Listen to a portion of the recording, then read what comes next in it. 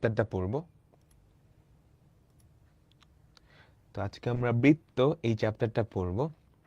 দুইটা ক্লাস, আজকের ক্লাসটা খুব বেশি বড় নিব না, ভাইয়া একটু অসুস্থ, সো খুব বেশি বড় করব না, বুঝছো। দ্বিতীয় ক্লাসটা আমরা বড় করব। আজকে আমাদের প্রথম ক্লাস, এটা খুব একটা বড় হবে না। ওকে, চলো আর কথা না বাড়ায় আমরা শুরু করতেছি। ওকে, সবাই কি শুনতে পাচ্ছ? আমার কথা শুনতে পাচ্ছ? আমাকে দেখতে পাচ্ছ কিনা সবাই একটু জানাইও। আমার কথা শুনতে পারতেছো এবং আমাকে দেখতে পারতেছো কিনা? আচ্ছা, তোমরা অনেকেই এই চ্যাপ্টারটা তোমাদের কাছে কঠিন লাগে, তোমরা পারো না, তাই না? তোমরা পারো না, কিন্তু এই চ্যাপ্টারটা না খুবই মজার, মানে খুবই মজার। লজিক, তুমি যদি লজিক বুঝে যাও, ডান। উপপাদ্য নিয়ে প্যারা খাও না। উপপাদ্য কখনো মুখস্থ করতে যাবা না, বা বইয়ে যেমনি আছে অমনি লিখতে হবে, এরকম না। তুমি একটা উপপাদ্যের পেছনে মেইন লজিকটা বুঝবা, বুঝছো? মেইন লজিকটা বোঝা কোনো ব্যাপারই না, ওই মেইন লজিকটা মনে রাখবা, বুঝছো? আর ওটা যদি একবার বুঝে যাও, অটোমেটিক্যালি মাথায় সেট হয়ে যাবে। তারপর মেইন লজিকটা দিয়ে বাকি জিনিসপাতি তুমি নিজে বানায় লিখলেও হবে, বুঝছো? মেইন লজিকটা মনে রাখতে হবে, বাকি জিনিসপত্র বানায় লিখতে হবে। বানায় লিখতে বলতে তুমি মূল জিনিস জানো, এর আশেপাশে জিনিসপত্র অঙ্কন টঙ্কন হাবি যাবি এগুলা কি করে ফেলবা, ঠিক আছে? তো চলো আমরা এই ক্লাসটা না একটু স্পেশাল ভাবে নিব। আজকে আমরা তোমাদের বৃত্ত চ্যাপ্টারে টোটাল কয়টা পার্ট আছে আমাকে বলো তো? 8.1 থেকে 8.2, 8.3, 8.4 আর 8.5, এইটা হচ্ছে সম্পাদ্য। এটা আজকে আমরা পড়বো না, এটা নেক্সট ক্লাসে পড়বো। 8.1 থেকে 8.4 পর্যন্ত দুইটা পার্টে বিভক্ত। একটা পার্ট হচ্ছে উপপাদ্য, 17 থেকে শুরু। এগুলো খুবই ইম্পর্টেন্ট, দেখবা উদাহরণে উপপাদ্য 17 থেকে শুরু করে অনেকগুলো উপপাদ্য আছে, এগুলো পরীক্ষার জন্য সবচেয়ে বেশি ইম্পর্টেন্ট। এরপর হচ্ছে অনুশীলনী, বুঝছো? আমরা আজকের ক্লাসটা একটু স্পেশাল ভাবে করব। আমরা আজকে এগুলা করে ফেলবো, বুঝছো? অর্থাৎ 8.1 থেকে 8.4 পর্যন্ত যতগুলা উপপাদ্য আছে, মেইন উপপাদ্য, সেগুলো আমরা পড়ে ফেলবো। আমরা অনুশীলনের কিচ্ছু পড়বো না। সো মেইন উপপাদ্য আমাদের পড়া শেষ হবে, সবগুলা মাথায় সেট হয়ে যাবে, ঠিক আছে? মেইন উপপাদ্যগুলো আমরা পড়বো তোমার নেক্সট ক্লাসের আগে, মাথায় সেট হয়ে যাবে। এরপর নেক্সট ক্লাসে এসে আমরা অনুশীলনী প্লাস সিকিউ প্লাস এমসিকিউ সবগুলাই করব, বুঝছো? এন্ড অনুশীলনীর অঙ্কগুলা এগুলা প্রমাণ করতে না তুমি এই উপপাদ্যগুলা সরাসরি ব্যবহার করতে পারবা, ঠিক আছে? সরাসরি ব্যবহার করতে পারবা। তো চলো আর কথা না বাড়াই আমরা শুরু করতেছি।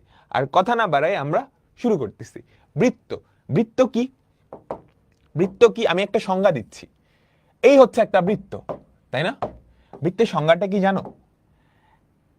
একটা স্থির বিন্দু, একটা ফিক্সড পয়েন্ট, বুঝছো?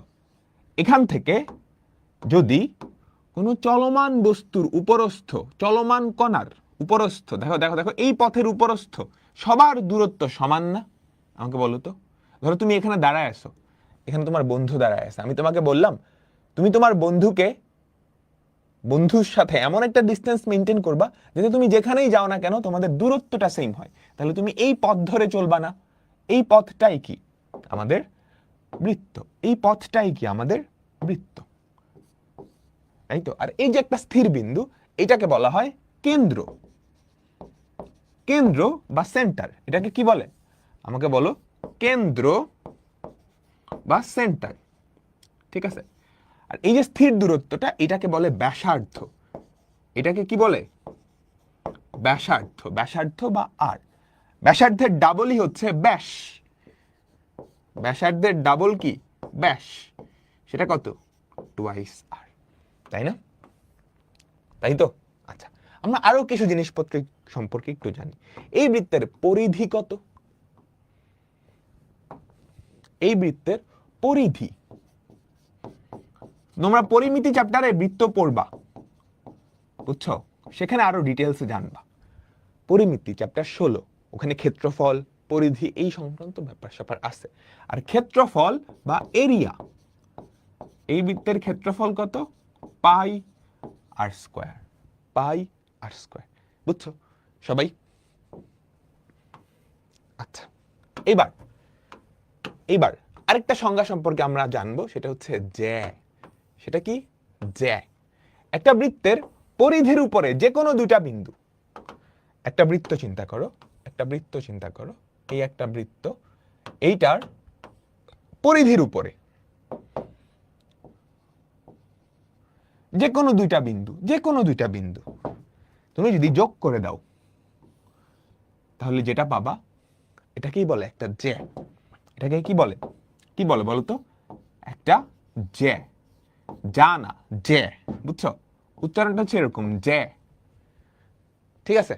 তার মানে আমাকে বলো তো, ব্যাস এটাও কিন্তু একটা জ্যা, তাই না? একটা স্পেশাল কাইন্ড অফ জ্যা। যেই জ্যা কেন্দ্র দিয়ে যায় সেটাকে বলে ব্যাস। যেই জ্যা কেন্দ্র দিয়ে যায় সেটাকে বলে ব্যাস। বুঝাইতে পারলাম? আচ্ছা, এবার তোমাদের আরো কিছু ছোটখাটো জিনিসপত্র আমি দেখাবো। বলতো এই এমসিকিউ সবাই পারবা না। ব্যাস আর পরিধির অনুপাত, ব্যাস আর পরিধি। ব্যাস কত? 2r। পরিধি কত? 2πr, তাই না? ব্যাস হচ্ছে 2r, পরিধি 2πr। তাহলে অনুপাত কত আমাকে বলো?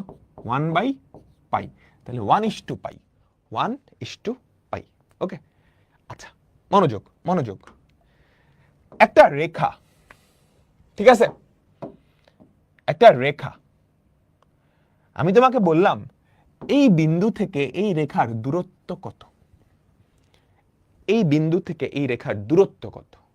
দেখো তো, এই বিন্দু থেকে এই রেখার দূরত্ব তো অনেক কিছু হইতে পারে, তাই না? তাই তো? এই বিন্দু থেকে এই রেখার সবগুলাই তো দূরত্ব। কিন্তু মনে রাখবা, ম্যাথমেটিক্সে একটা বিন্দু থেকে একটা রেখার দূরত্ব বলতে বা যে কোনো দূরত্ব বলতে আসলে মিনিমাম ডিস্টেন্সটা বোঝায়। মিনিমাম ডিস্টেন্সটা বোঝায়। আমাকে বলো তো, এই বিন্দু থেকে এই রেখার মিনিমাম ডিস্টেন্সটা কি? এটা না? তাই বলতো মিনিমাম ডিস্টেন্স বা লম্ব দূরত্ব। সো তোমাকে দূরত্ব বললেই বুঝে নিবা মিনিমাম ডিস্টেন্স বা লম্ব দূরত্বটা চাইছে। মিনিমাম ডিস্টেন্স বা লম্ব দূরত্বটা চাইছে। আমি কি বুঝাইতে পারছি? আচ্ছা, ছোট ক্লাসের আরেকটা জিনিস আমাদের এই চ্যাপ্টারে কাজে লাগবে। দুইটা ত্রিভুজ কখন সর্বসম হয়? তিনটা উপপাদ্য ছিল। প্রথমটা ছিল বাহু উপপাদ্য, অর্থাৎ দুইটা ত্রিভুজের তিনটা বাহুর দৈর্ঘ্যই যদি সমান হয়, ওই দুইটা ত্রিভুজ সর্বসম। তারপর বাহু কোণ উপপাদ্য, দুইটা ত্রিভুজের দুইটা বাহু একটা কোণ যদি সমান হয় তারা সর্বসম। 3 নাম্বার হচ্ছে কোণ বাহু বা কোণ উপপাদ্য, দুইটা ত্রিভুজের দুইটা কোণ একটা বাহু সমান হলে তাকে কি বলে? এটা বলে। আচ্ছা, একটা স্পেশাল কেস, সমকোণী ত্রিভুজ। দুইটা সমকোণী ত্রিভুজের যদি অতিভুজ আর যে কোনো একটা বাহু সমান হয় তাহলে তারা সর্বসম। এটা খুবই ইম্পর্টেন্ট, কারণ ম্যাক্সিমাম টাইমে আমরা সমকোণী ত্রিভুজ নিয়ে কথাবার্তা বলবো। তো আমাদের মোটামুটি হালকা বেসিক আমরা শিখে ফেলছি। এখন আমরা কোথায় চলে যাব? আমাদের প্রথম উপপাদ্য 17। আজকে আমি খালি এই উপপাদ্যগুলাই পড়াবো। উপপাদ্য 17, 18, 19, 20 থেকে শুরু করে 25 পর্যন্ত আছে। কয়েকটা অনুসিদ্ধান্তও আছে, এগুলো পড়াবো। অনুশীলনীতে যাব না, উপপাদ্যগুলো তোমার মাথায় সেট হবে, তারপর নেক্সট ক্লাসে আমরা অনুশীলনীতে যাব। ওকে? আচ্ছা, সো আমি আবারও কি বলছি, উপপাদ্য মুখস্থ করতে হয় না, লজিকটা বুঝতে হয়। হ্যাঁ, দেখো, বৃত্তের কেন্দ্র ও ব্যাস ভিন্ন কোন জ্যার মধ্যবিন্দুর সংযোগ রেখাংশ ওই জ্যার উপরে লম্ব। একটা বৃত্ত আঁকাই, চলো চলো, মনোযোগ মনোযোগ, আমি হিজিবিজি লিখে তোমাদের হাবিজাবি বুঝাবো না, জাস্ট লজিকটা, মেইন লজিকটা বুঝিয়ে দিব। একটা বৃত্ত, ঠিক আছে, এই বৃত্তের কেন্দ্র, তাহলে এটা ধরো কেন্দ্র, ও ব্যাস ভিন্ন কোন একটা জ্যা, ব্যাস ভিন্ন কোন একটা জ্যা চিন্তা করো, এই যে এইটা ব্যাস ভিন্ন কোন একটা জ্যা, এটা একটা জ্যা না, তাই তো? আচ্ছা ঠিক আছে, কেন্দ্র ও ব্যাস ভিন্ন কোন একটা জ্যার মধ্যবিন্দু, মধ্যবিন্দু এই জ্যাটার মধ্যবিন্দু চিন্তা করো এইটা, এই জ্যাটার মধ্যবিন্দু চিন্তা করো এইটা, এটা কোশ্চেনে বলে দিছে। কেন্দ্র ও ব্যাস ভিন্ন কোন জ্যার মধ্যবিন্দুর সংযোজক রেখাংশ, মধ্যবিন্দুর সংযোজক রেখাংশ, অর্থাৎ এই যে এইটা, বুঝছো? অর্থাৎ এই যে এইটা, আমি কি বুঝাইতে পারছি? তার মানে চিন্তা করি আমাদের এই জ্যাটা হচ্ছে এবি, এই বিন্দুটা হচ্ছে এম, কি দেওয়া আছে, কি দেওয়া আছে, দেওয়া আছে কি আমাকে বলো তো, গিভেন এম হচ্ছে মধ্যবিন্দু, এম যদি মধ্যবিন্দু হয়, এ এম সমান বি এম, কি প্রমাণ করা লাগবে, কি প্রমাণ করা লাগবে, প্রমাণ করতে হবে। দেখো আমি তোমাকে লজিক বুঝাবো, ভাষা টাষা কেমনে পরে পরে, প্রমাণ করতে হবে আমাদের যে ও এম এইটা এ বি এর উপরে লম্ব, ও এম এ বি এর উপরে লম্ব, ঠিক আছে? আচ্ছা ওকে ডান। তো প্রমাণের জন্য আমাদের কিছু অঙ্কন করা লাগে, হ্যাঁ, তিনটা পার্টে ভাগ করা হয়, বিশেষ নির্বাচন, অঙ্কন, প্রমাণ। আসতেছি আসতেছি, তো আমরা একটু অঙ্কন করব। অঙ্কন কি, তুমি যা যা করবা সেটা লিখে দিবা আর কি। ও এ আর ও বি যোগ করে দিই, ও এ আর ও বি যোগ করে দিই, বুঝছো? প্রথম এই অংশটা হচ্ছে বিশেষ নির্বাচন। বিশেষ নির্বাচনে কি লিখতে হয়, বিশেষ নির্বাচনে কি লিখতে হয়, কি দেওয়া আছে কি প্রমাণ করতে হবে, এটাই হচ্ছে বিশেষ নির্বাচন, বুঝছো? পরের পেজে আমি সুন্দর করে এগুলা দেখাই দিচ্ছি। এই যে প্রথম লাইনটা, এটাই হচ্ছে বিশেষ নির্বাচন। আসতেছি, ভয় পায় না, ভয় পায় না। প্রথম প্রথম তুমি শুরু করবা কি দিয়ে, বিশেষ নির্বাচন। বিশেষ নির্বাচনে কি লিখবা বলো তো, নির্বাচন না, সামনে তো নির্বাচন আসতেছে, নির্বাচন না নির্বাচন, বিশেষ নির্বাচন। এখানে কি লিখবা, কি দেওয়া আছে আর কি প্রমাণ করতে হবে, কি দেওয়া আছে কি প্রমাণ করতে হবে। এতটুকু কিন্তু দেওয়া ছিল, এতটুকু দেওয়া ছিল, এতটুকু কোনো আঁকাআঁকি করা লাগে নাই, আঁকাআঁকি করা লাগে নাই। এবারে আসবো অঙ্কন, এবারে কিসে আসবো, অঙ্কন। অঙ্কনে কি করবা, এক্সট্রা যা কিছু আঁকতে হবে, এক্সট্রা এখানে কি কি আঁকলা, এইটা আর এটা যোগ করে দিছ, এটা কি এক্সট্রা করছো, এটা তো কোশ্চেনে দেওয়া ছিল না, তো এই এক্সট্রা অঙ্কনটা লিখে ফেলবা। ও কমা এ ও ও কমা বি যোগ করি, ওকে। এবার আমরা প্রমাণে চলে যাব। আমার প্রমাণ কি দেখাইতে হবে, আমার প্রমাণ কি দেখাইতে হবে বলতো, এইটা লম্ব, তাই না? আমাকে সবাই বলো, আমার প্রমাণে কি দেখাইতে হবে, এইটা লম্ব, তাই না? আমাকে সবাই বলো তো,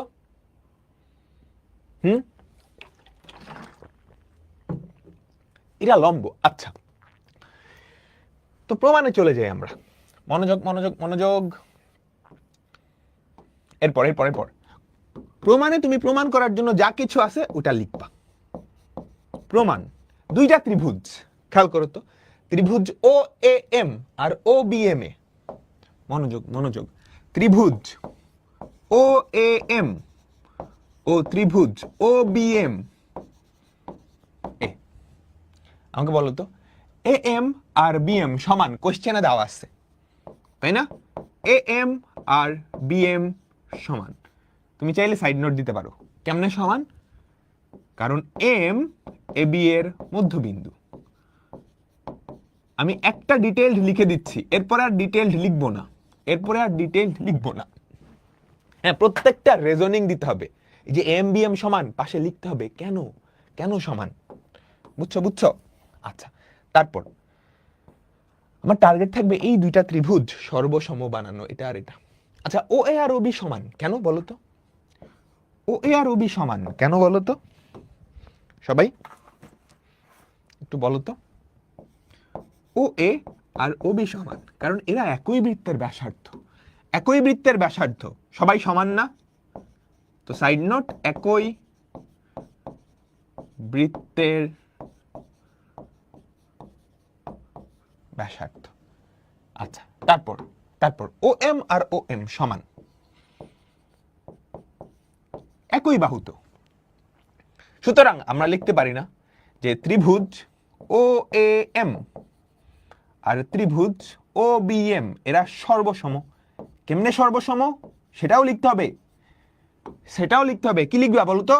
বাহু বাহু বাহু উপপাদ্য, বাহু বাহু বাহু উপপাদ্য। তিনটা বাহু সমান হলে ওই দুইটা ত্রিভুজ সমান। ক্লিয়ার? তোমরা কি বুঝছো?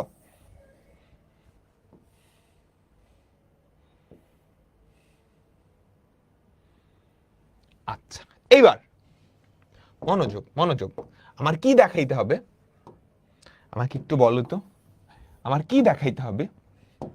এই কোণটা হচ্ছে 90 ডিগ্রি। দুটা ত্রিভুজ যদি সর্বসম হয় তাদের সবকিছু সমান, তাহলে আমি কি লিখতে পারি না ও এম বি আর ও এম এ এই দুটা কোণ সমান? ও এম বি আর ও এম এ এই দুইটা কোণ সমান কারণ ত্রিভুজ দুইটা সর্বসম, সর্বসম। আচ্ছা, আমাকে বলো তো এই দুইটা কোণ যোগ করলে কি এক সরল কোণ হয় না? ও এম বি আর ও এম এ এই যে একটা রেখা হয়ে যায়, একটা রেখা হয়ে যায়, তাই না? আমাকে বলো সবাই,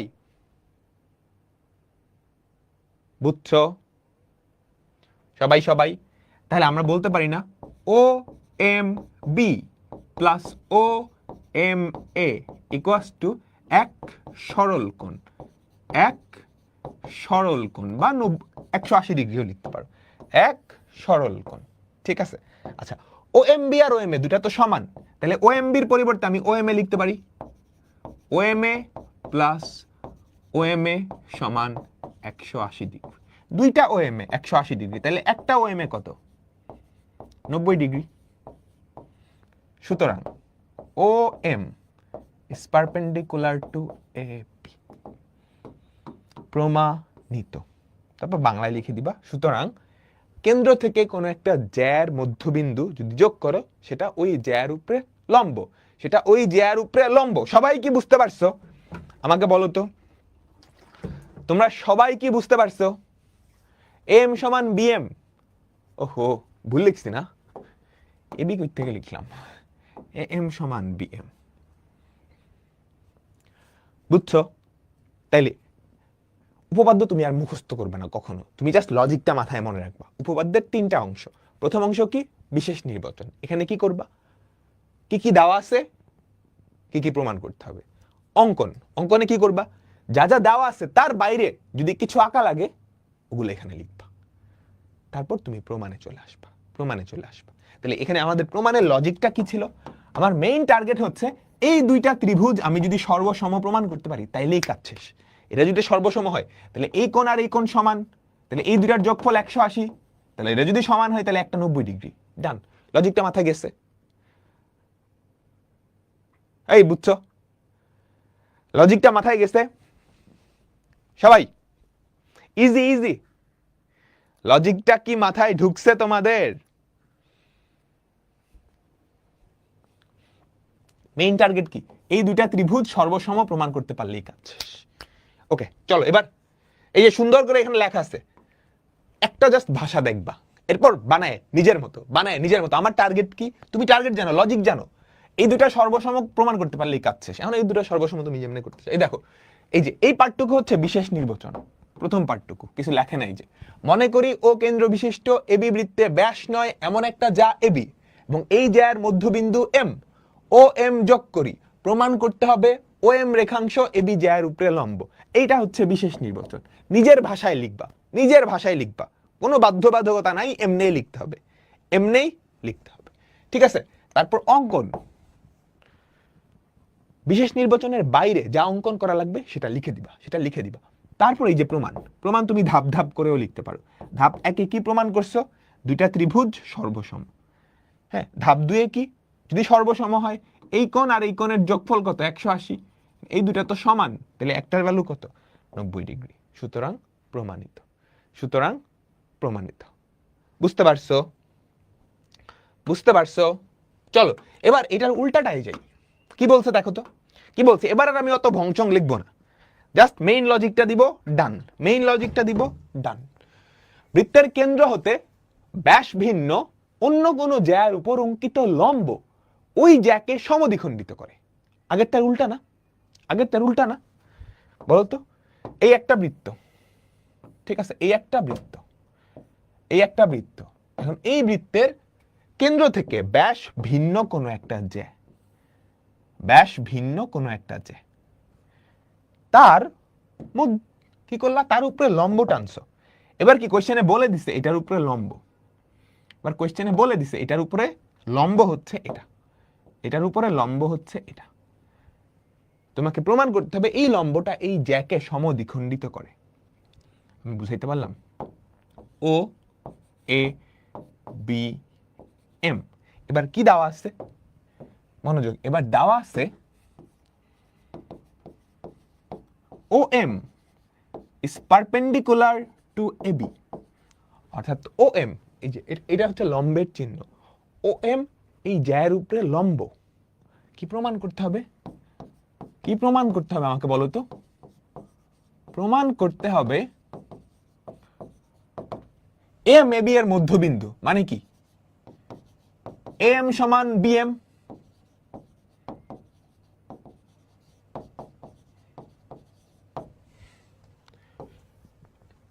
বুঝতে পারছো? তো আবারও কেমনে প্রমাণ করব? ওই একটা ত্রিভুজ দিয়ে। এখন কি করবা? এই দুইটা যোগ করে দিবা, অঙ্কন। এখন আমাকে বলো তো, এই দুইটা সমকোণী ত্রিভুজ না? তারা সর্বসম প্রমাণ করতে পারবা?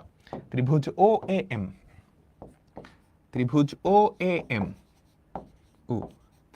ও বি এম সমকোণী ত্রিভুজ সর্বসম হইতে হলে দুইটা জিনিস সমান হইলেই হয়। অতিভুজ দুইটা সমান, আর কি অন্য একটা বাহু। সমকোণী ত্রিভুজে বলতো অতিভুজ দুইটা সমান না? ও এ সমান ও বি, সাইড নোট দিবা।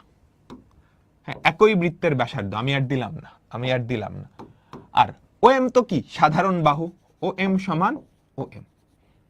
ঠিক আছে, তাহলে অতিভুজ সমান অন্য একটা বাহু সমান। সুতরাং এখান থেকে আমরা কি লিখতে পারি?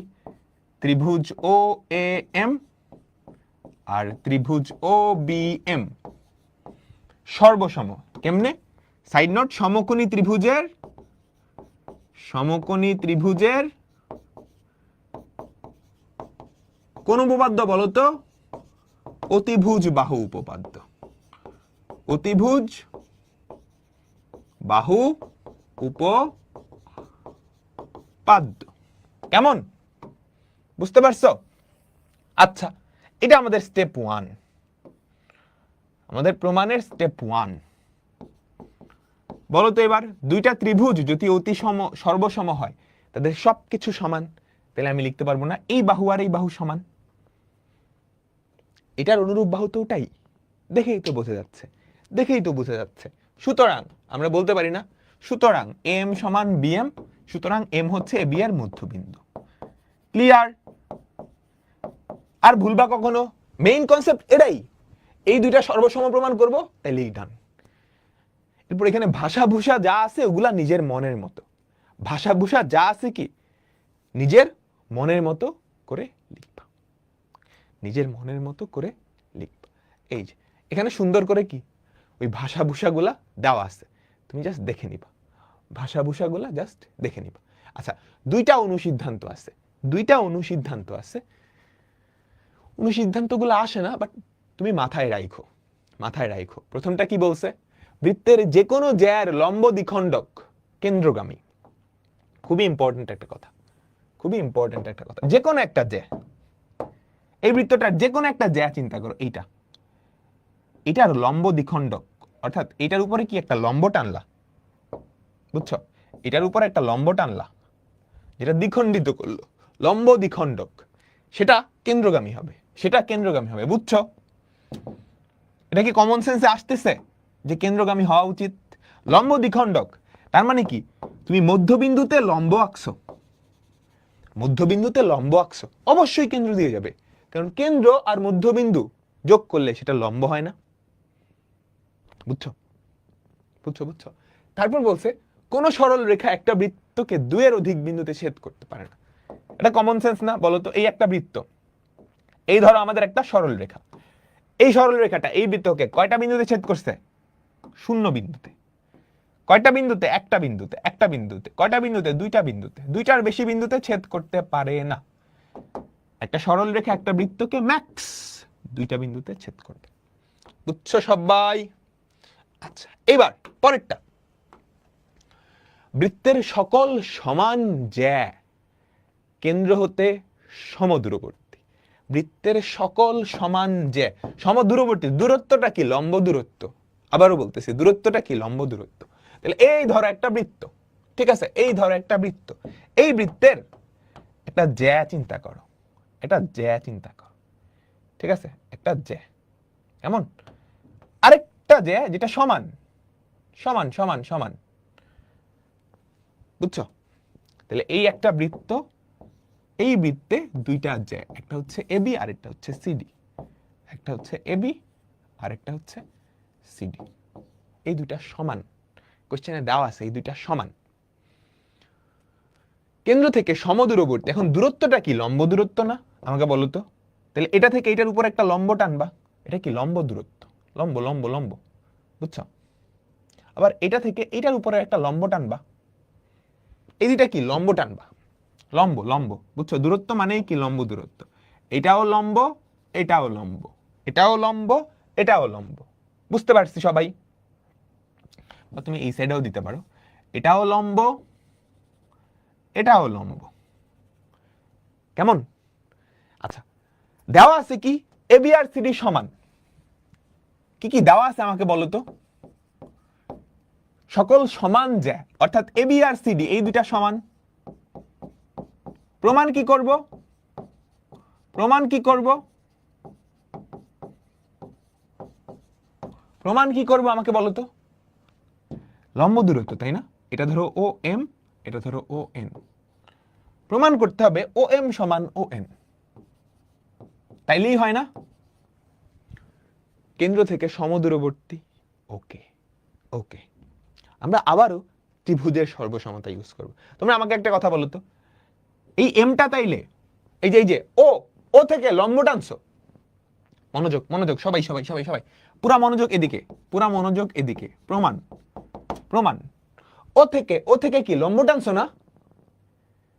কেন্দ্র থেকে, দেখো দেখো, কেন্দ্র থেকে ব্যাস ভিন্ন অন্য কোনো একটা জায়ের উপর লম্ব টানলে সেটা কি? সমদ্বিখণ্ডিত করে ওই জ্যাকে। তাহলে আমরা লিখতে পারি না এম সমান হাফ অফ এবি, এম সমান half of AB. Side note দিবা, সাইড নোট কি? আচ্ছা, একটা কথা, তোমরা কয়টা উপপাদ্য পড়বা? অনেকগুলো উপপাদ্য পড়বা। একটা উপপাদ্য প্রমাণ করার জন্য আরেকটা উপপাদ্য ব্যবহার করতে পারবা, বুঝছো? এই যে আমরা আগে যে উপপাদ্যগুলো পড়ছি সেগুলা এখানে আমরা ব্যবহার করতে পারবো, এখানে ব্যবহার করতে পারবো। বলো তো এটা কেন সত্য? এটা কেন সত্য? সুন্দর করে সাইড নোট দিবা। কেন্দ্র হতে ব্যাস ভিন্ন কোন একটা জ্যার উপর অঙ্কিত লম্ব ওই জ্যাকে সমদ্বিখণ্ডিত করে, বুঝছো? কোন উপপাদ্যটা? কেন্দ্র হতে ব্যাস ভিন্ন কোন একটা জ্যার উপর লম্ব ওই জ্যাকে সমদ্বিখণ্ডিত করে, বুঝতে পারছো? এই যে এই যে এই যে এই যে এইটা, এটা লিখে দিবা। কেন্দ্র হতে ব্যাস ভিন্ন অন্য কোনো জ্যার উপর অঙ্কিত লম্ব ওই জ্যাকে সমদ্বিখণ্ডিত করে। এটা সাইড নোট দিতে হবে, এটা সাইড নোট দিতে হবে। আমি বুঝাইতে পারলাম? আচ্ছা, সিমিলার ভাবে সিএন সমান হাফ অফ সিডি না? CN half of CD, side note দিবা, এখানে জাস্ট ডট ডট দিয়ে দিলেই হবে। তাহলে আমাকে বলো তো এম আর সিএন তারা কি সমান? এবি আর সিডি তো সমান, এবি আর সিডি সমান, তাদের অর্ধেকটাও সমান হবে, তাদের অর্ধেকটাও সমান হবে। সুতরাং এ এম সমান CN। আচ্ছা, এবার ত্রিভুজ আঁকাই। দুইটা ত্রিভুজ, এই একটা ত্রিভুজ, এই একটা ত্রিভুজ। কাজ কিন্তু হয়ে গেছে। দুইটা সমকোণী ত্রিভুজ না, এই কোণটা 90 ডিগ্রি। দুইটা সমকোণী ত্রিভুজে অতিভুজ দুইটা সমান, AMCN সমান, তাহলে এটা সর্বসম। এই দুইটা ত্রিভুজ সর্বসম, তাই যদি হয় এটা আর এটা সমান, তার মানে কেন্দ্র থেকে এই দুইটা জ্যা সমান দূরবর্তী। তাহলে আমরা বলতে পারি না বৃত্তের সকল সমান জ্যা কেন্দ্র হতে সমদূরবর্তী। সবাই তোমরা কি বুঝছো? তোমরা কি বুঝছো? এখন দুইটা ত্রিভুজ, ত্রিভুজ AOM আর CON, দুইটা সমকোণী ত্রিভুজ। ত্রিভুজ AOM ও ত্রিভুজ CON সমকোণী ত্রিভুজে, সমকোণী ত্রিভুজে কারা কারা সমান? OA সমান OC। কেন? সুন্দর করে লিখবা কিন্তু। একই বৃত্তের ব্যাসার্ধ। AM সমান CM, কেন? প্রমাণ করছো। এটা 1 নং দিতে পারে 1 নং থেকে। সুতরাং ত্রিভুজ AOM সর্বসম ত্রিভুজ CON। তাই যদি হয় আমরা লিখতে পারি না OM সমান ON। শেষ। এটাই আমাদের মেইন স্কেলেটন। আমাদের প্রমাণ চলে আসছে, আমাদের প্রমাণ চলে আসছে। এখানে এখানে সাইড নোট দিতে হবে। কেন কেন কেন? সহজ না? আমাকে বলো তো, সহজ না? সবাই কঠিন লাগতেছে কি? মেইন কনসেপ্টটা মনে রাখো, তারপর লিখবা মনের মতো, লিখবা মনের মতো। লেখালেখি নিয়ে কোনো প্যারা নেই। এই যে এখানে, ঠিক আছে? এইগুলা লিখে নিবা মনের মতো। ওকে, আচ্ছা, ঠিক আছে। ওকে, উপপাদ্য কখনো মুখস্থ করতে হয় না, তুমি মেইন কনসেপ্টটা মনে রাখবা, তাইলেই হবে। হ্যাঁ, এখানে আমরা মেইনলি কি ব্যবহার করতেছি? সর্বসম, দুইটা ত্রিভুজ সর্বসম, সেটা প্রমাণ করে মেইন জিনিসটাই আসতেছি। বুঝছো? দেখবা এই তিনটা উপপাদ্য কি দুটা জিনিস, দুটা ত্রিভুজ সর্বসম প্রমাণ করছে। ওকে, চলো চলো চলো চলো। এবার এটার উল্টাটা তুমি পারবা? এটার উল্টাটা আগেরটাই কি বলছিল? সকল সমান জ্যা কেন্দ্র হতে সমদূরবর্তী, সকল সমান জ্যা কেন্দ্র হতে সমদূরবর্তী। এবার বলছে সমদূরবর্তী সকল জ্যা সমান। এবার বলছে কি? সমদূরবর্তী সকল জ্যা সমান। তাহলে আবারও কি করবা আমাকে বলো? ওই একই কাজ তো, সমদূরবর্তী সকল জ্যা সমান। আচ্ছা, সমদূরবর্তী সকল জ্যা সমান। তাহলে দুইটা জ্যা নিলা, দুইটা জ্যা নিলা যারা হচ্ছে কেন্দ্র থেকে সমদূরবর্তী, দুইটা জ্যা নিলা তারা হচ্ছে কেন্দ্র হতে সমদূরবর্তী। কেমন? এই যে এটার থেকে এটার দূরত্ব যা, এটার থেকে এটার দূরত্ব যা, এটার থেকে এটার দূরত্ব কি তা। আমি বুঝাইতে পারলাম? এটা বলে দেওয়া আছে। একটা বৃত্ত, তার দুইটা জ্যা AB আর CD, AB আর CD, তারা কেন্দ্র হতে সমদূরবর্তী। তাহলে OM আর ON সমান। কি দেওয়া আছে আমাকে বলো তো? গিভেন। এরা সমদূরবর্তী, তাহলে OM আর ON সমান। এগুলো কিন্তু লম্ব দূরত্ব, সাবধান। এগুলা কি? এগুলা কি আমাকে বলো? এগুলো হচ্ছে লম্ব দূরত্ব। দূরত্ব বলতেই লম্ব দূরত্ব, ঠিক আছে? আচ্ছা, তাহলে আমাকে কি দেখাইতে হবে? দেখাইতে হবে, প্রমাণ করতে হবে জ্যা দুইটা সমান। প্রমাণ করতে হবে AB সমান CD। আবারও সেম কাহিনী, সেম কাহিনী। একটা অঙ্কন করবা। অঙ্কন কি? OA আর OC যোগ করে দাও। এবার এই দুইটা সমকোণী ত্রিভুজ, তারা সর্বসম। চোখের পলকে হয়ে গেছে, চোখের পলকে হয়ে গেছে। কারণ কি? এই দুটো তো সমান, এটা নিয়ে কোনো সন্দেহ নাই। এই দুটা সমান কোশ্চেনে দেওয়া আছে, কোশ্চেনে দেওয়া আছে, ঠিক আছে? প্রমাণ। আমি কিন্তু শর্টে লিখতেছি, জাস্ট লজিকটা মাথায় রাখবা। প্রমাণ, প্রমাণ। ত্রিভুজ AOM আর CON, ত্রিভুজ এ ও এম ও ত্রিভুজ সি ও এন এ কারা কারা সমান? ও এ আর ও সি সমান, তাই না? ও এ আর ও সি সমান, বুঝতেছো তো? এই যে ও এ আর ও সি সমান কেন? একই বৃত্তের ব্যাস, তাই না? আমাকে বলো তো, একই বৃত্তের ব্যাস, সুন্দর করে সাইড নেট দিবা। আর ও এম আর ও এন সমান কোশ্চেনে বলা আছে, এটা তো প্রশ্ন থেকে পাইছো। সুতরাং ত্রিভুজ এ ও এম সমান ত্রিভুজ সি ও এন সর্বসম। সাইড নোট, এখানে একটা সাইড নোট বসবে, এখানে একটা সাইড নোট বসবে, এখানে একটা সাইড নোট বসবে। তোমরা কি বুঝতে পারতেছো? আমাকে বলো তো, তোমরা কি বুঝতে পারতেছো? আচ্ছা, তাই যদি হয়, তাই যদি হয়, আমি কি লিখতে পারি না এই দুইটা বাহু সমান, এ এম আর সি এন সমান, এ এম আর সি এন সমান, কারণ সর্বসম্মত। সুতরাং এ এম সমান সি এন। আচ্ছা আচ্ছা, এটা কি লম্ব দূরত্ব না? কেন্দ্র থেকে লম্ব দূরত্ব না? তাহলে কেন্দ্র থেকে জ্যার উপরে লম্ব ওই জ্যাকে সমদ্বিখণ্ডিত করে। বলো, কেন্দ্র থেকে এটা তো জ্যার উপরে লম্ব, কেন্দ্র থেকে জ্যার উপরে লম্ব ওই জ্যাকে সমদ্বিখণ্ডিত করে। তাহলে এম কে আমরা হাফ অফ এবি লিখতে পারি না? এম কে আমরা হাফ অফ এবি লিখতে পারি না? সিয়ান কে আমরা হাফ অফ সিডি লিখতে পারি না? সাইড নোট, সুন্দর করে সাইড নোট। কেন্দ্র হতে জ্যার উপর অঙ্কিত লম্ব, কেন্দ্র হতে জ্যার উপর অঙ্কিত লম্ব ওই জ্যাকে সমদ্বিখণ্ডিত করে, ওই জ্যাকে সমদ্বিখণ্ডিত করে। দুই পাশ থেকে হাফ হাফ উঠায় দাও, হাফ হাফ উঠায় দাও, কি হয়? এবি সমান সিডি, এবি সমান সিডি। ডান ডান। সমকোণী কেন ধরবো? এই যে দূরত্ব, আমি তোমাকে শুরুতে একটা কথা বলছি না, একটা বিন্দু থেকে একটা রেখার দূরত্ব, এটা বলতে কোন দূরত্ব বোঝায়? কোন দূরত্ব বোঝায়? লম্ব দূরত্ব। বৃত্তের কেন্দ্র হতে সমদূরবর্তী সকল যা, তার মানে কেন্দ্র হতে এটার দূরত্ব আর এটার দূরত্ব সমান। এই দূরত্বটা লম্ব দূরত্ব না? তাহলে এটা 90 ডিগ্রি, এটা 90 ডিগ্রি, তাহলে এই দুটো সমকোণী ত্রিভুজ। Clear clear clear? বলো, তোমরা কি বুঝছো? উপপাদ্য সহজ, এখানে বলতেছে উপপাদ্য পারি না, বাই বাই। হ্যাঁ, তোমাকে পারানোর জন্যই তো আমি আসছি। শোনো, ফার্স্ট অফ অল মাথায় সেট করো যে উপপাদ্য সহজ, প্রত্যেকটা উপপাদ্যের পেছনে একটা করে লজিক আছে, লজিকটা ধরতে পারলেই ডান। তুমি লজিকটা বুঝতে পারছো, এরপর নিজে বানায় লিখতে পারবা, এরপর বানায় লিখতে পারবা। বৃত্তের ব্যাসই বৃহত্তম জ্যা, বৃত্তের ব্যাসই বৃহত্তম জ্যা। আচ্ছা, তাহলে এই চিন্তা করো, এটা খুবই সহজ, এটা খুবই সহজ।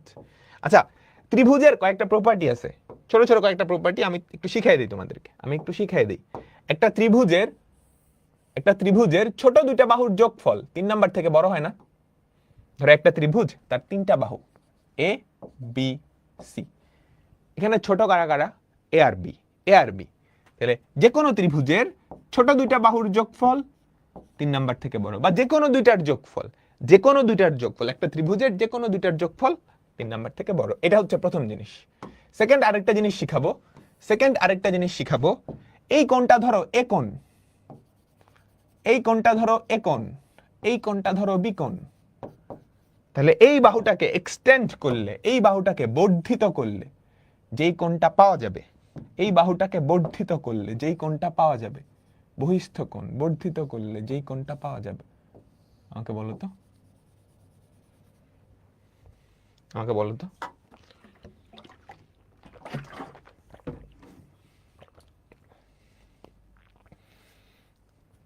সেটা কি? এই পাশের অন্তস্থ কোণ দুইটার যোগফলের সমান, এই পাশের অন্তস্থ কোণ দুইটার যোগফলের সমান, তাই না? আচ্ছা, ঠিক আছে, চলো। তাহলে এই একটা ত্রিভুজ, তার ব্যাস আমাকে দেখাইতে হবে ব্যাস বাকি যে কোনো জ্যার থেকে বড়, ব্যাস বাকি যে কোনো জ্যার থেকে বড়। এটা মনে একবার ত্রিভুজ দিয়ে করতে হয়। তাহলে এই যে ধরো, এটা আমাকে দেখাই যে সাদাটা হলুদটার চেয়ে বড়, এটা দেখালেই হবে না? সাদাটা হলুদটার চেয়ে বড়। আচ্ছা, আমি একটা কাজ করি, এটা তো ও, এটা তো ও, ও আর সি যোগ করি, ও আর ডি যোগ করি। তোমরা আমাকে বলো তো, এটা কি বৃত্তের ব্যাসার্ধের সমান না? এটাও তো বৃত্তের ব্যাসার্ধের সমান, তাই না? তাই না? তাই না? তাই না? এটাও কিন্তু ব্যাসার্ধের সমান, এটাও ব্যাসার্ধের সমান, তাই না? ও এ ওবি ওবি সি ওসি, দেখো ও এ সমান ওবি সমান ওসি সমান ওডি, সবাই কি বৃত্তের ব্যাসার্ধ আর এর সমান। আচ্ছা, ত্রিভুজ ওসিডি এ আমাকে বলো তো, ত্রিভুজ ওসিডি এটাতে এই দুটা বাহুর যোগফল 3 নাম্বার থেকে বড়, ওসি প্লাস ওডি, ওসি প্লাস ওডি, এটা কি ওসি প্লাস ওডি সিডির চেয়ে বড়। সুন্দর করে সাইড নোট দিবা, ত্রিভুজ গঠনের শর্ত, এটা কি ত্রিভুজ গঠনের শর্ত, এটা লিখলেই হবে, বা তুমি শর্তটা বিস্তারিত লিখতে পারবা, ত্রিভুজ গঠনের শর্ত। আচ্ছা, আমাকে বলো তো, এই যে ওসি, ওসি তার পরিবর্তে আমি ও এ লিখতে পারি না, বা এও লিখতে পারি না, এও লিখতে পারি, ওডি তার পরিবর্তে আমি কি ওবি লিখতে পারি, ডেফিনেটলি পারি, সমান তো, তাহলে এও প্লাস ওবি এবি। সুতরাং আমাদের ব্যাস যে কোনো জ্যাড থেকে বড়, সুতরাং আমাদের ব্যাস যে কোনো জ্যাড থেকে বড়। ক্লিয়ার?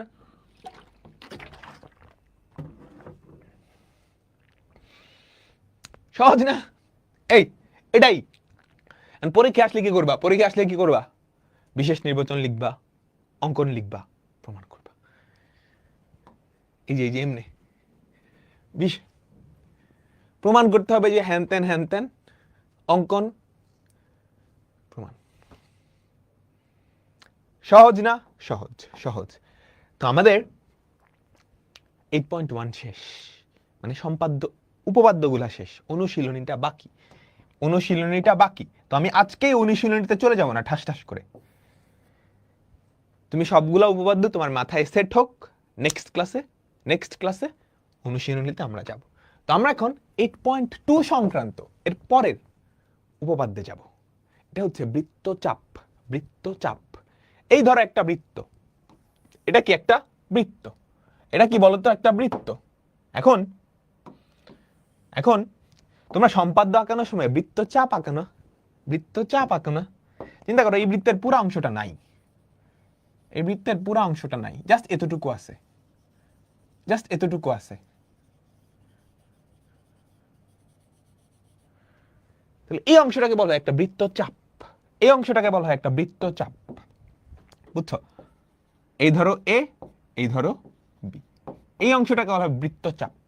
এখন এ আর বি এর উপরে দুইটা চাপ আছে, এ আর বি দেখো দুইটা চাপ আছে, এই যে এইদিকে একটা, এদিকে একটা, এদিকে একটা, এদিকে একটা, এটাকে বলে উপচাপ। উপচাপ, উপ মানে ছোট, ওইদিকে আরেকটা আছে, এই যে এই এই এই এই এই এই এই এই এই, এটা বড়, এটাকে বলে অধিচাপ। কি বলে বলো তো? অধিচাপ। ঠিক আছে? আচ্ছা, এবার একটা কথা আছে, দুই ধরনের কোণ আছে, দুই ধরনের কোণ আছে এই বৃত্তটার কেন্দ্র, বুঝছো? এখন এ আর বি বিন্দু এই দুইটা কেন্দ্রের সাথে যে কোণ তৈরি করে, এ আর বি বিন্দু এই দুইটা কেন্দ্রের সাথে যে কোণ তৈরি করে, এটাকে বলে কেন্দ্রস্থ কোণ, বুঝছো? এটা কি আমাদের কেন্দ্রস্থ কোণ। এই যে এই উপচাপটা কেন্দ্রে এই কোণ তৈরি করছে, এটাকে বলে কেন্দ্রস্থ কোণ। অধিচাপটাও কিন্তু কেন্দ্রে একটা কেন্দ্রস্থ কোণ তৈরি করছে, বুঝছো? আচ্ছা, আমি সুন্দর করে কালার দিয়ে দেখাই।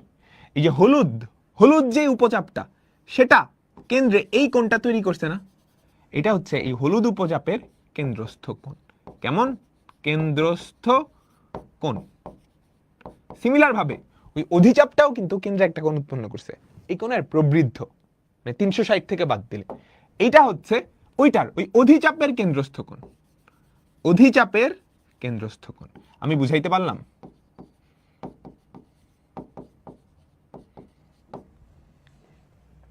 আচ্ছা, ডান ডান ডান ডান। এই চাপে দণ্ডায়মান কেন্দ্রস্থ কোণ। কি বলে? দণ্ডায়মান অর্থাৎ এই চাপে দাঁড়ায় আছে, খেয়াল করো, এই চাপের উপরে দাঁড়ায় আছে না, এই চাপের উপরে দাঁড়ায় আছে না। আমি বুঝাইতে পারলাম তোমাদেরকে? আচ্ছা, তারপর আসো এবার যেটাতে যাব, বৃত্তস্থ কোণ। বৃত্তস্থ কোণ। বৃত্তস্থ কোণ ব্যাপারটা কি? বৃত্তস্থ কোণ ব্যাপারটা কি? কেন্দ্রস্থ কোণ তো ফিক্সড, এটাই। বৃত্তস্থ কোণ ব্যাপারটা হচ্ছে এই উপচাপটা বৃত্তের উপরস্থ যে কোনো বিন্দুতে, বৃত্তের উপরস্থ যে কোনো বিন্দুতে যেই কোণটা তৈরি করে, বৃত্তের উপরস্থ যে কোনো বিন্দুতে যেই কোণটা তৈরি করে তাকে কি বলে? তাকে কি বলে? বৃত্তস্থ কোণ। এই উপচাপের বৃত্তস্থ কোণ হচ্ছে এটা। বৃত্তস্থ, বৃত্তের উপরস্থ, কেন্দ্রস্থ, কেন্দ্রের উপরস্থ। ডান? আমি কি বুঝাইতে পারলাম? আমি কি তোমাদেরকে বুঝাইতে পারলাম? আচ্ছা, ঠিক আছে। এবার আমরা দুইটা জিনিসে আসবো। একটা হচ্ছে দণ্ডায়মান, আরেকটা হচ্ছে অন্তর্লিখিত। আসো সবাই সবাই পুরা মনোযোগটা এদিকে দিবা। পুরা মনোযোগটা কোন দিকে দিবা? এদিকে, এদিকে, এদিকে। আমরা এখন কি দেখবো? দণ্ডায়মান আর অন্তর্লিখিত কোণ। দণ্ডায়মান আর অন্তর্লিখিত কোণ। মনোযোগ দিবা, ঠিক আছে? পুরা মনোযোগটা কোন দিকে? এদিকে, এদিকে, এদিকে। আমাকে দেখো তো, এই এবি, এই চাপটা ধরো এ ও বি চাপ দিলাম, এটা কি উপচাপ না? ধরো এটা দিলাম সি, এটা দিলাম ডি, তাহলে এসিবিটা হচ্ছে উপচাপ। এসিবি এটা কি আমাদের উপচাপ। উপচাপ। এই উপচাপে দণ্ডায়মান, দণ্ডায়মান বৃত্তস্থ কোণ, এটা হচ্ছে এই কোণটা। বুঝছো? আমি নাম দিয়ে দিলাম, এইটা ধরো আমাদের এ কোণ, বা কি একটা নাম দিও, এটা ধরো দিলাম পি, পি কোণ। তাহলে এটার উপর দণ্ডায়মান, দণ্ডায়মান বৃত্তস্থ কোণ, দণ্ডায়মান বৃত্তস্থ কোণ কত? পি। আচ্ছা, এবার এটার অভ্যন্তরে এই যে এটাও কিন্তু এবি চাপের উপরে দণ্ডায়মান, এসিবি চাপের দণ্ডায়মান, তাই না? আমাকে বলো তো, এসিবি, এসিবি, এসিবি, খেয়াল করো, এটাও কিন্তু একটু মনোযোগ দাও, একটু মনোযোগ দাও। এটাও কিন্তু এ আর বি বিন্দুতেই দাঁড়ায় আছে, কিন্তু এসিবি চাপের ভেতরে ঢুকে গেছে, তাই না? আমাকে বলো, এসিবি চাপ মনে হচ্ছে না ওর ভেতরে ঢুকে গেছে, অন্তরে নিয়ে গেছে, তাই না? অন্তরে নিয়ে গেছে, তাই তো? এই কোণটা যদি কিউ হয়, এই কোণটা যদি কিউ হয়, এটাকে বলা হয় অন্তর্লিখিত বৃত্তস্থ কোণ। কি বলা হয় আমাকে বলো তো? অন্তর্লিখিত বৃত্তস্থ কোণ equals to Q, equals to Q. এবার এটা তো উপচাপের ক্ষেত্রে দেখলাম, অধিচাপের ক্ষেত্রে ব্যাপারটা উল্টায় যাবে। এ ডি বি এটা কি অধিচাপ না? অধিচাপ না? এই যে বিন্দু কিন্তু এটাই। এডিবি চাপের উপর দণ্ডায়মান বৃত্তস্থ কোণ কোনটা আমাকে বলো, আমাকে সবাই বলো তো। এই যে এডিবি, এডিবি এটার উপরে দাঁড়ায় আছে, দাঁড়ায় আছে মানে কি? ওটা নিচে থাকবে, ওটা নিচে থাকবে, বুঝছো? এটার উপরে দাঁড়ায় আছে কি? কিউ। তাহলে এটার উপর দণ্ডায়মান বৃত্তস্থ কোণ হচ্ছে কিউ, আর এই চাপের ভেতরে ঢুকে গেছে কে? এটা না, এটা না, এডিবির ভেতরে ঢুকে গেছে কে? অন্তর্লিখিত, সেটা কি? পি। সবাই কি ক্লিয়ার? আমাকে বলো, বুঝছো? তাহলে একটা কথা আমরা বলতে পারি না, উপচাপে দণ্ডায়মান বৃত্তস্থ কোণ হবে সূক্ষ্ম কোণ, এটা হবে সূক্ষ্ম কোণ। উপচাপে দণ্ডায়মান বৃত্তস্থ কোণ সূক্ষ্ম কোণ, আর অন্তর্লিখিত কোণটা হবে স্থূল কোণ।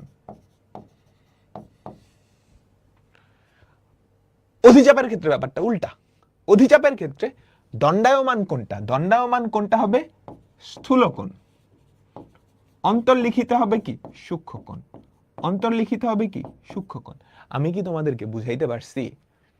আমাকে বলো তো, আমি কি তোমাকে বুঝাইতে পারছি? কেন্দ্রস্থ কোণ গেল, বৃত্তস্থ কোণ গেল, অন্তর্লিখিত গেল, দণ্ডায়মান গেল। ডান ডান ডান। সবাই সবাই একটু জাস্ট মাথায় নিয়ে নাও, ব্যাপারটা মাথায় নিয়ে নাও। হুম, ব্যাপারটা মাথায় নিয়ে নাও।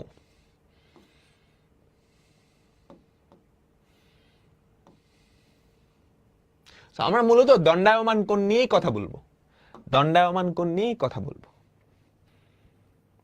ঠিক আছে, আচ্ছা চলো আমাদের পরবর্তী উপপাদ্য, খুবই ইম্পর্টেন্ট, এটা পরীক্ষায় আসবে, খুবই খুবই ইম্পর্টেন্ট, এটা পরীক্ষায় আসবে। দেখো তো কি বলছে, বৃত্তের একই চাপের উপর দণ্ডায়মান কেন্দ্রস্থ কোণ বৃত্তস্থ কোণের দ্বিগুণ। একই চাপ, একটা চাপ, মনোযোগ দিবা মনোযোগ দিবা। এই ধরো একটা চাপ, আমাদের এবি চাপ, ঠিক আছে, আমাদের এবি চাপ, কেমন, আমাদের একটা চাপ এবি। আচ্ছা আমরা বৃত্তস্থ কোণের ক্ষেত্রে দণ্ডায়মান দেখছি, কেন্দ্রস্থের ক্ষেত্রে কিন্তু একই কথা।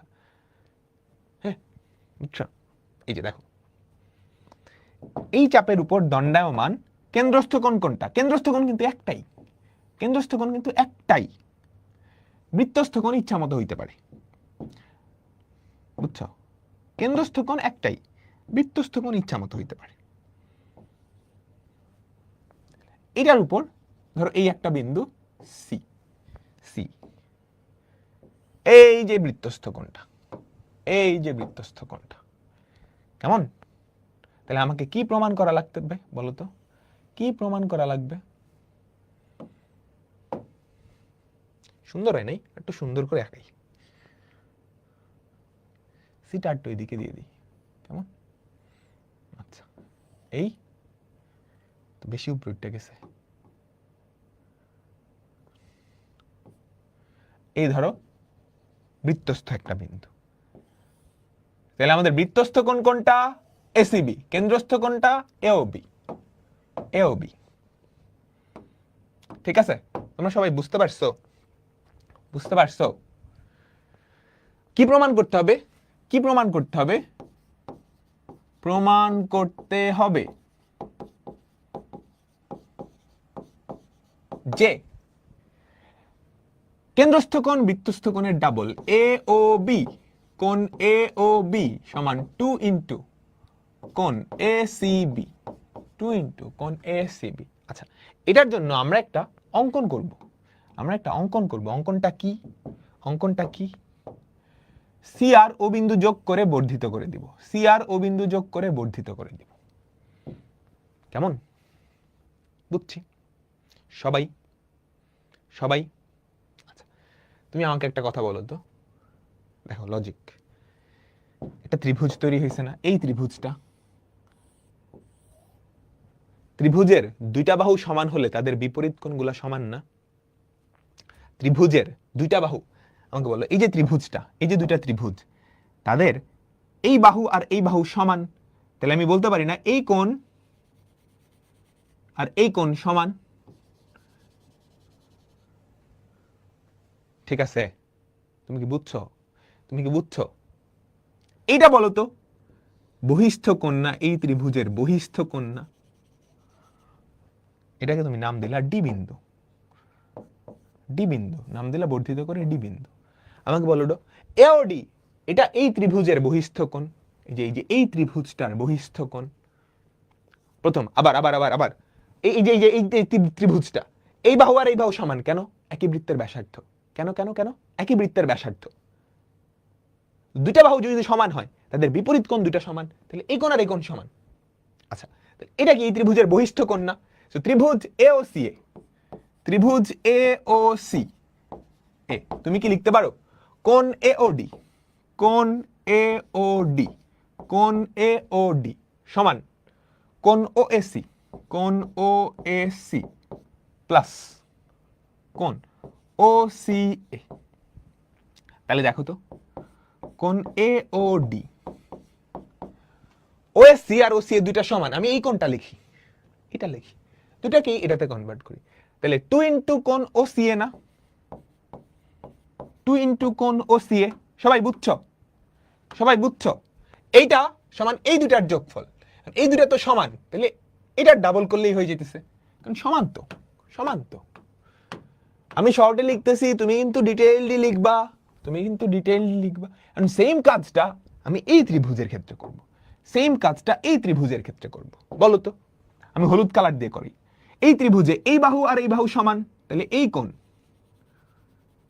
এই কোণ আর এই কোণ তারা সমান, এটা কি? বহিস্থ কোণ। তাহলে এই যে বহিস্থ কোণ বিওডি, এই যে বহিস্থ কোণ, এই যে বহিস্থ কোণ ত্রিভুজ বিওসি,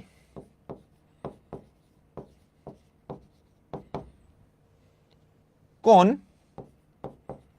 বিওডি ইকুয়ালস টু কোণ ওবিসি প্লাস কোণ ওসিবি, কোণ ওবিসি প্লাস কোণ ওসিবি। আচ্ছা, ওবিসি ওসিবি তো সমান, তাহলে আমরা 2 ইন্টু ওসিবি লিখতে পারি। কোণ বিওডি সমান 2 ইন্টু ওসিবি। তুমি বুঝতে পারতেছো কেন এই দুইটা কোণের ডাবল হিসেবে লিখতেছি? যোগ করে দিলেই কাজ শেষ, যোগ করে দিলেই কাজ শেষ। এটা আমাদের ধরো 1 নাম্বার, এটা আমাদের ধরো 2 নাম্বার। এখন 1 আর 2 তুমি যোগ করে দাও, 1 প্লাস 2, তাহলে কি থাকে আমাকে বলো তো? এওডি প্লাস বিওডি সমান 2 ইন্টু কোণ ওসিএ প্লাস কোণ ওসিবি।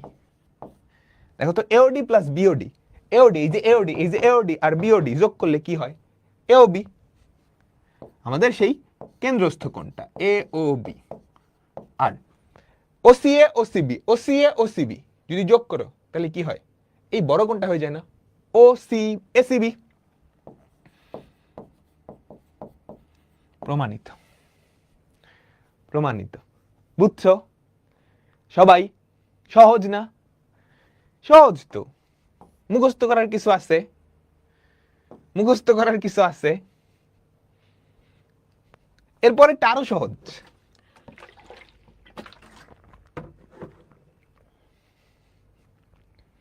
আচ্ছা, এখানে ডিটেইলডে লেখা আছে, ডিটেইলডে লেখা আছে প্রমাণটা, তুমি জাস্ট দেখে নিবা, মেইন কনসেপ্টটা বুঝো, তারপর প্যারা নেই। এরপরেরটা, বৃত্তের একই চাপের উপর দণ্ডায়মান, সব কিন্তু দণ্ডায়মান, বৃত্তস্থ কোণগুলা পরস্পর সমান। একই চাপের উপর দণ্ডায়মান বৃত্তস্থ কোণগুলা পরস্পর সমান। আচ্ছা, মানে কি? মানে কি ব্যাপারটা? এ ধরো একটা বৃত্ত, এ ধরো একটা বৃত্ত, একটা চাপ এ বি, এটার উপর দণ্ডায়মান কেন্দ্রস্থ কোণ কয়টা আমাকে বলো তো? এটার উপর দণ্ডায়মান কেন্দ্রস্থ কোণ কিন্তু একটাই, কারণ কেন্দ্র একটাই। বৃত্তস্থ কোণ কিন্তু অনেকগুলা। এটার উপরে যে কোনো একটা বিন্দু নাও, এই দুইটা কানেক্ট করে দিলে যেই কোণটা পাবা এটাই কি? একটা বৃত্তস্থ কোণ। অন্য একটা বিন্দু নাও, ধরো এই একটা বিন্দু নিলাম, তাহলে এই দুইটা কানেক্ট করলে আরেকটা বৃত্তস্থ কোণ পাবা। এভাবে কোটি কোটি বৃত্তস্থ কোণ পাওয়া সম্ভব, কোটি কোটি বৃত্তস্থ কোণ পাওয়া সম্ভব। বুঝছো? নাম দিলাম, এটা ধরো দিলাম সি, এটা ধরো দিলাম ডি। আমি যদি দেখাইতে পারি এই দুইটা বৃত্তস্থ কোণ সমান, তাইলেই কাজ শেষ। আমি যদি দেখাইতে পারি এই দুইটা বৃত্তস্থ কোণ সমান, তাইলেই কাজ শেষ। এটা প্রমাণ আসলে খুব সহজ। আমরা আগের উপপাদ্যটা ইউজ করব। আমি তোমাকে বলছিলাম না, একটা উপপাদ্য প্রমাণ করার জন্য অন্যগুলা ব্যবহার করতে পারবা, অন্যগুলা ব্যবহার করতে পারবা। বলো তো, বলো তো, কোণ এওবি, কোণ এওবি সমান 2 ইন্টু কোণ এসিবি লিখতে পারি। এটা 1 নাম্বার। কেন? সাইড নোট দিবা। একই চাপের উপর দণ্ডায়মান কেন্দ্রস্থ কোণ, একই চাপের উপর দণ্ডায়মান কেন্দ্রস্থ কোণ বৃত্তস্থ কোণের দ্বিগুণ। একই চাপের উপর দণ্ডায়মান কেন্দ্রস্থ কোণ বৃত্তস্থ কোণের দ্বিগুণ। ক্লিয়ার? ক্লিয়ার? ক্লিয়ার? সিমিলার ভাবে, সিমিলার ভাবে আবার আমি কি লিখতে পারি?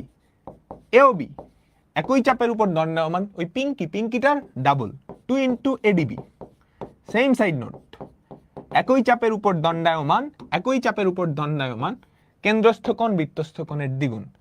সুতরাং এই দুইটা যদি সমান হয়, 2 ইন্টু এসিবি সমান 2 ইন্টু এডিবি, তাহলে আমরা লিখতে পারি না এসিবি সমান এডিবি, এসিবি সমান এডিবি। শেষ। এই এতক্ষণ পর্যন্ত যারা মনোযোগ দিয়ে ক্লাসগুলা করছো, কোনোটা কি কঠিন লাগছে? বৃত্ত পারো না কারণ তুমি পড়ো নাই, এই জন্য পারো না।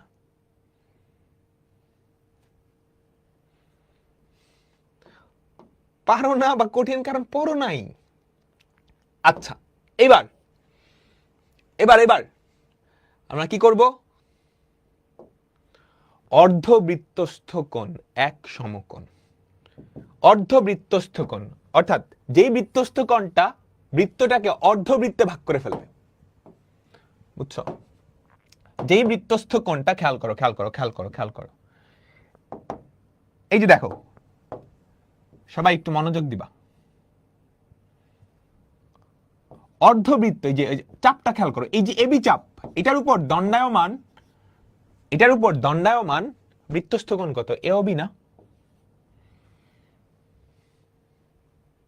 আমাকে বলো, আমাকে বলো। কেন্দ্রস্থ কোণ, কেন্দ্রস্থ কোণ, এটার উপর দণ্ডায়মান কেন্দ্রস্থ কোণ এটা। তাহলে এই যে চাপটা, এটা কি? অর্ধবৃত্ত, অর্ধবৃত্ত।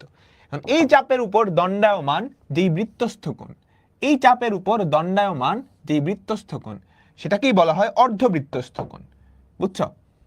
এখানে কোণ এসিবি, অর্ধবৃত্তস্থ কোণ বা কোণ এসিবি, এটাই কি 90 ডিগ্রি প্রমাণ করতে বলছে। আমি কি বুঝাইতে পারলাম? আমি কি বুঝাইতে পারলাম? তোমাকে বলো তো। প্রমাণ করতে হবে,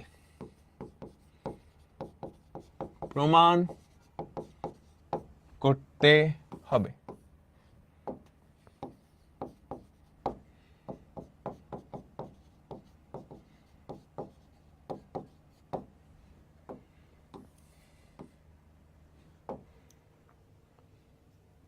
ঠিক আছে, আচ্ছা আমাকে বলো তো, এই অর্ধবৃত্তস্থ কোণটা কেন্দ্রস্থ কোণের অর্ধেক না? বলো। তুমি ফার্স্টে লিখবা এ ও বি কোণ এক সরল কোণ। এখানে এখানে অঙ্কন থেকেই তো, তাই না? এখানে কোণ এ ও বি সমান এক সরল কোণ সমান দুই সমকোণ। আচ্ছা, অতএব খেয়াল করো, এ ও বি এটা কি? কেন্দ্রস্থ কোণ। এ ও বির পরিবর্তে আমি 2 ইন্টু কোণ এসিবি লিখতে পারি। সাইড নোট দিবা। কেন সাইড নোট দিবা? বুঝছো? বুঝছো বুঝছো কি সাইড নোট দিবা? আমাদের যে কোণ এ ও বি সেটা আসলে 2 ইন্টু কোণ এসিবি। কেন্দ্রস্থ কোণ বৃত্তস্থ কোণের অর্ধেক, ডাবল, সরি, কেন্দ্রস্থ কোণ বৃত্তস্থ কোণের দ্বিগুণ। ক্লিয়ার? কেন্দ্রস্থ কোণ বৃত্তস্থ কোণের দ্বিগুণ। তাই যদি হয়, এখান থেকে আমরা লিখতে পারি না কোণ এসিবি 2 2 কাটা সমান এক সমকোণ, সমান এক সমকোণ।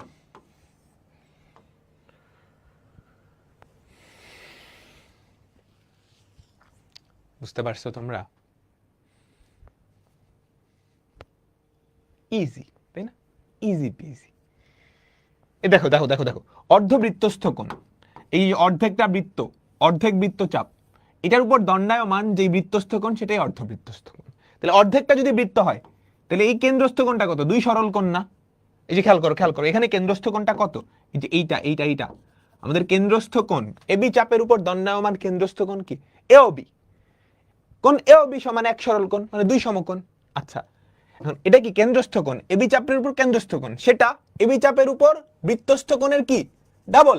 তাহলে এওবির পরিবর্তে 2 এসিবি লিখতে পারি, এটার পরিবর্তে 2 ইনটু এটা লিখতে পারি। তাহলে এখান থেকে এসিবি কত? এক সমকোণ। এসিবি কত? বুঝছো? ডান? আচ্ছা, কিছু অনুসিদ্ধান্ত আছে, জাস্ট পড়ে নিও, জাস্ট পড়ে নিও। হ্যাঁ, সমকোণী ত্রিভুজের অতিভুজকে ব্যাস ধরে, ধরে একটা সমকোণী ত্রিভুজ, একটা সমকোণী ত্রিভুজ কেমন? এই অতিভুজটাকে তুমি যদি ব্যাস ধরে একটা বৃত্ত আঁকাও, তাহলে সেটা এই তিনটা বিন্দু দিয়ে যাবে। কেন কেন কেন কেন কেন? অতিভুজটা যদি ব্যাস হয়, অতিভুজটা যদি ব্যাস হয়, তাহলে এটা কেন্দ্রস্থ কোণ, এটা 90 ডিগ্রি, তাহলে এটা কি অর্ধবৃত্তস্থ কোণ হবে? তাহলে এই বিন্দুটা কি? বৃত্তের পরিধির উপরে থাকবে। বুঝছো? আবার বলি, কি বলছে? একটা সমকোণী ত্রিভুজ, তার অতিভুজকে ব্যাস ধরে একটা বৃত্ত আঁকাইছো, অতিভুজকে ব্যাস ধরছো, তাহলে অতিভুজের দুই মাথা, এরা তো বৃত্তের উপরে থাকবেই, ব্যাসের প্রান্তবিন্দু হবে। আচ্ছা, তাই যদি হয় এই দুইটার উপর কেন্দ্রস্থ কোণ কত 180 ডিগ্রি, বৃত্তস্থ কোণটা কি 90 ডিগ্রি, তো এটাও তো 90 ডিগ্রি, তাহলে এটা কি বৃত্তস্থ কোণ। আরো সুন্দর করে বলতে গেলে অর্ধবৃত্তস্থ কোণ। অর্ধবৃত্তস্থ যদি হইতে হয় তাহলে এই বিন্দুটা অবশ্যই বৃত্তের উপরে হইতে হবে, নাহলে তো বৃত্তস্থ কোণ হবে না। বৃত্তের উপরের কোন একটা বিন্দুর সাথে এই দুইটা যোগ করলেই কি বৃত্তস্থ কোণ পাওয়া যায় না? এগুলার প্রমাণ আসবে না, এগুলার প্রমাণ আসবে না, এগুলার প্রমাণ আসবে না। আচ্ছা,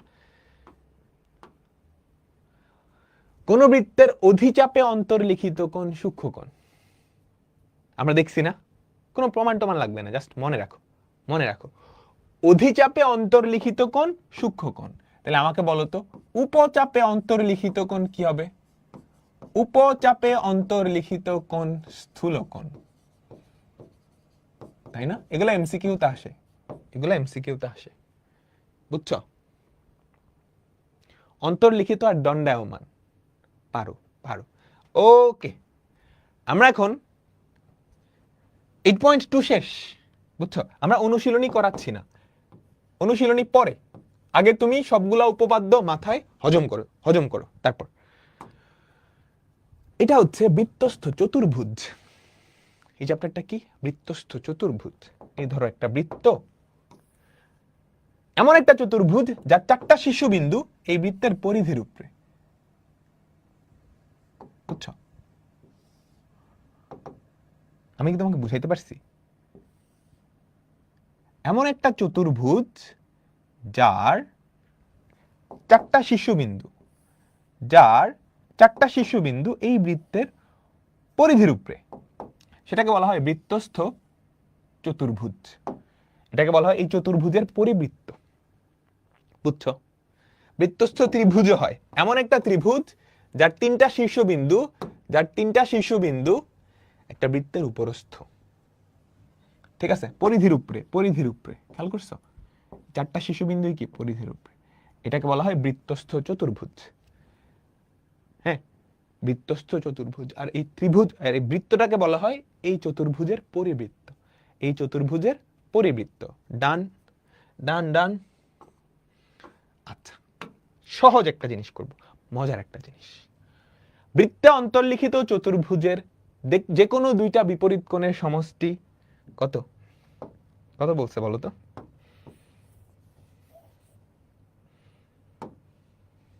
সবাই একটা বৃত্ত আঁকাও, একটা বৃত্ত আঁকাইলা, ঠিক আছে?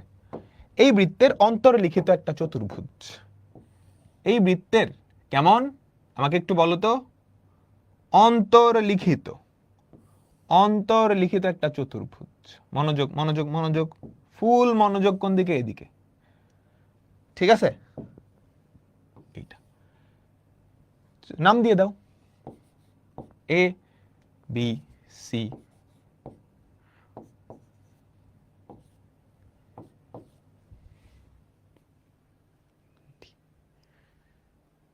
বুঝছো?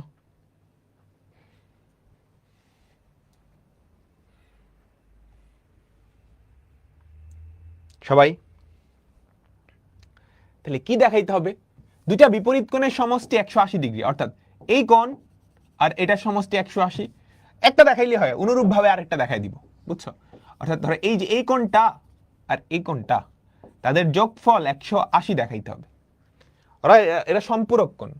কি দেখাইতে হবে আমাকে বলো তো?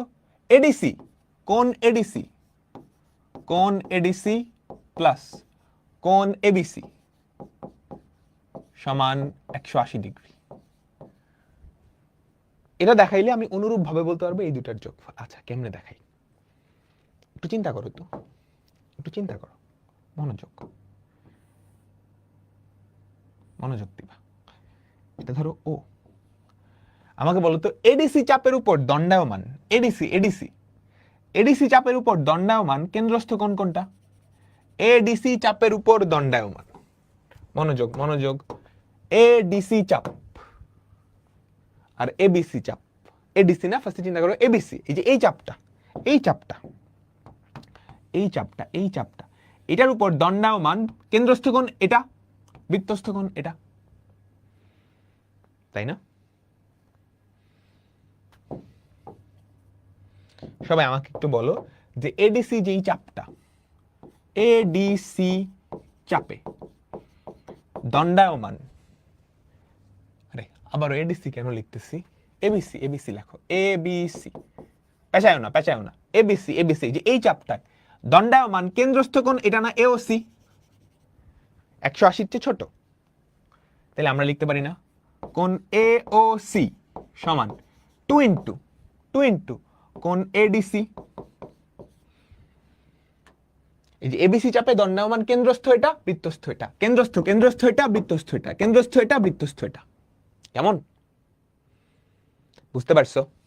আচ্ছা, এবার উল্টা ভাবে এডিসি চাপটা খেয়াল করো, এডিসি চাপ, এডিসি চাপে, এডিসি চাপে, এডিসি চাপে কেন্দ্রস্থ কোণ কোনটা? এইটা না, এটাও তো এওসি, বলতেছি বৃত্তস্থ হচ্ছে এবিসি, তাই তো? তোমরা কি বুঝছো?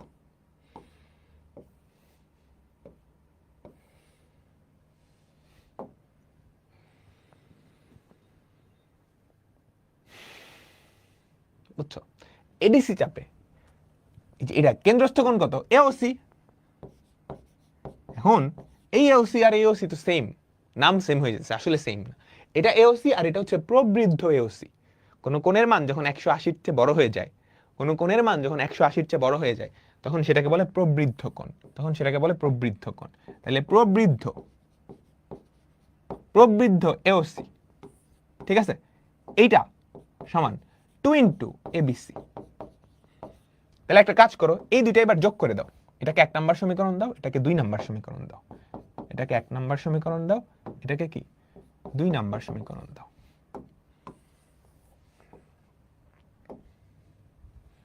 এই কি করলাম? আচ্ছা দাও, 1 2 প্যারা নেই, 1 প্লাস 2, তাহলে কি হয় আমাকে বলো তো? কোণ এওসি প্লাস প্রবৃদ্ধ কোণ AOC equals to 2 into ADC plus 2 into ABC. আচ্ছা, এওসি আর প্রবৃদ্ধ এওসি,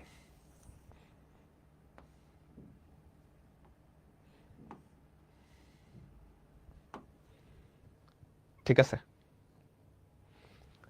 এটা আর এটা যোগ করলে 360 হয় না? 360 হয় না? তাহলে এটা 360 ইকুয়ালস টু 2 ইন্টু কোণ এডিসি প্লাস কোণ এবিসি, 2 কে যদি ওই পাশে পাঠিয়ে দাও, কোণ এডিসি প্লাস কোণ এবিসি ইকুয়ালস টু কত? 180। আমরা প্রমাণ করে ফেলছি না যে অন্তর্লিখিত চতুর্ভুজের, বৃত্তে অন্তর্লিখিত চতুর্ভুজের দুইটা বিপরীত কোণ যোগ করলে 180 ডিগ্রি বা এরা এক সমকোণ। তারপর অনুরূপ ভাবে প্রমাণ করা যায়। তুমি তো এক জোড়া প্রমাণ করলে, আরেক জোড়া না আছে না? আরেক জোড়া প্রমাণ করার দরকার নাই, ওটা লিখে দিবা যে অনুরূপ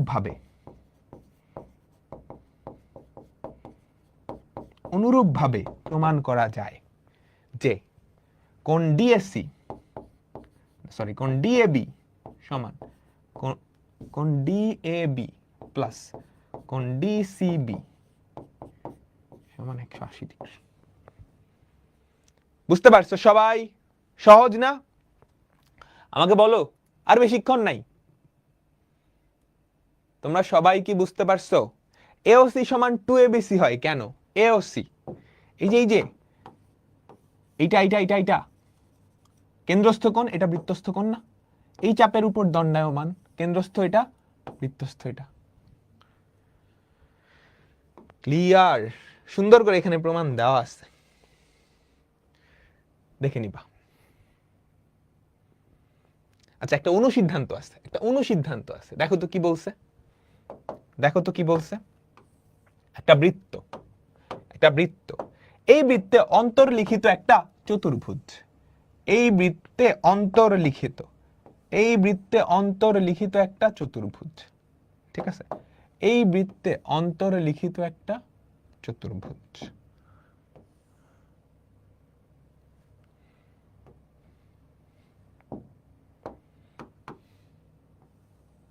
এটার যে কোনো একটা বাহুকে বর্ধিত করছো, কি করছো? যে কোনো একটা বাহুকে বর্ধিত করছো, এটার যে কোনো একটা বাহুকে বর্ধিত করছো, এটার যে কোনো একটা বাহুকে বর্ধিত করছো, এটার যে কোনো একটা বাহুকে বর্ধিত করছো, এটার যে কোনো একটা বাহুকে বর্ধিত করছো, এটার যে কোনো একটা বাহুকে বর্ধিত করছো, এটার যে কোনো একটা বাহুকে বর্ধিত করছো, কি করছো? যে কোনো একটা বাহুকে কি করছো 360 কেমনে পুরা 360 ডিগ্রি 360 ঘুরে আসছে না। এই যে বহিস্থ কোণটা এটা কত হবে? আচ্ছা আমাকে একটা কথা বলো তো, আমাকে একটা কথা বলো সবাই মনোযোগ। এই হলুদ কোণটা যেহেতু বৃত্তস্থ চতুর্ভুজ, এই হলুদ আর এইটা এই সাদা কোণটা যোগ করলে কত হয়? 180 না? আমাকে একটু সবাই বলো। এটা ধরো আমাদের এক্স কোণ, এটা ধরো ওয়াই কোণ, বা এভাবে চিন্তা করো, এটা ধরো এ কোণ, এটা ধরো বি কোণ, এইটা ধরো এক্স কোণ। আমার তো এক্স কোণটাই বের করা লাগবে, তাই না? এ আর বি যোগ করলে কত হয়? 180 ডিগ্রি না? এ আর বি যোগ করলে কত হয়? 180 ডিগ্রি। আবার বি আর এক্স যোগ করলে এক সরল কোণ হয় না? বি আর এক্স যোগ করলে এক সরল কোণ হয় না? তাহলে বি প্লাস এক্স, তাহলে বি বি কাটা, এক্স এর ভ্যালু কত চলে আসে? এ না? দেখো তো যা প্রমাণ করতে বলছে আমি প্রমাণ করতে পারছি। বৃত্তে অন্তর্লিখিত চতুর্ভুজের একটা বাহু বর্ধিত করলে যে বহিস্থ কোণ তৈরি হয় তা বিপরীত অন্তস্থ কোণের সমান। হইছে? হইছে? প্রমাণ হইছে? বলো তো প্রমাণ হইছে? আচ্ছা এবার মজার একটা জিনিস, মজার একটা জিনিস, মনোযোগ। বৃত্তে অন্তর্লিখিত সামান্তরিক, বলো তো সামান্তরিক বাবাজি কি? সামান্তরিক কি? তার বিপরীত দুইটা বাহু সমান না? বিপরীত দুইটা কোণও সমান। সামান্তরিকের এই কোণ এই কোণ সমান, তাহলে এটা এক্স হলে এটাও এক্স। এই বান্দা যদি বৃত্তের ভিতরে ঢুকে যায় তাহলে এই দুটার যোগফল কত? 180। তাহলে একটা কত? 90। সিমিলার ভাবে এই দুটার যোগফল কত? 180। তাহলে একটা কত? 90। একটা কত? 90। ক্লিয়ার? ক্লিয়ার? ক্লিয়ার? তাহলে বৃত্তস্থ, দেখো সামান্তরিক কখন আয়ত হয়? সামান্তরিক কখন আয়ত হয়? যদি একটা কোণ 90, তাইলে এই সামান্তরিক আয়ত হবে যদি এক্স এর মান 90 প্রমাণ করতে পারো, তাইলেই কাজ শেষ। এটা 90, এটা 90, তখন সবগুলা 90 হয়ে যাবে। এখন বৃত্তস্থ চতুর্ভুজের ক্ষেত্রে আমরা একটা জিনিস শিখে আসছি না, এটা যদি এ কোণ হয় এটাও কিন্তু এ কোণ, যেহেতু সামান্তরিক, তাহলে এটা যেহেতু বৃত্তস্থ সামান্তরিক, বৃত্তস্থ চতুর্ভুজের দুইটা বিপরীত কোণের সমষ্টি, দুইটাই কেন এ? কারণ এটা সামান্তরিক বলে দিছে, সামান্তরিকের বিপরীত কোণ সমান। তাহলে এই দুইটা কত? 180। 180, তাহলে এ কোণটা কত চলে আসলো? 90। সুতরাং এটা আসলে সামান্তরিক না, এটা আসলে আয়ত। সামান্তরিক এবং আয়ত। ডান ডান ডান ডান ডান। বুঝছো বুঝছো? চলো আরেকটা, পরেরটাই যাই। আর আধ ঘন্টা। কোন চতুর্ভুজের দুইটা বিপরীত কোণ সম্পূরক। কি বলছে আমাকে বলো তো? কোন চতুর্ভুজের দুইটা বিপরীত কোণ সম্পূরক মানে যোগফল 180, তার শীর্ষবিন্দু চারটা সমবৃত্ত। আগের উপপাদ্যটার উল্টা। সমবৃত্ত মানে কি জানো? একই বৃত্তের উপরে চারটা বিন্দু। বুঝছো? সমরেখ পড়ছো তোমরা? সমরেখ মানে কি? একই রেখার উপরে তিনটা বিন্দু বা চারটা বিন্দু। এখানে কি বলছে? কোন চতুর্ভুজের দুইটা বিপরীত কোণ সম্পূরক বা বিপরীত কোণের যোগফল 180 হলে তার শীর্ষবিন্দু চারটা সমবৃত্ত। সমবৃত্ত মানে একই বৃত্তের উপর অবস্থিত। আগেরটার উল্টা না, আগেরটাই বলছিল সমবৃত্ত হইলে মানে বৃত্তস্থ চতুর্ভুজের দুইটা বিপরীত কোণের যোগফল 180। এটার উল্টা। ঠিক আছে? মনোযোগ। তাহলে একটা চতুর্ভুজ দাও, সবাই পুরা মনোযোগ এদিকে, পুরা মনোযোগ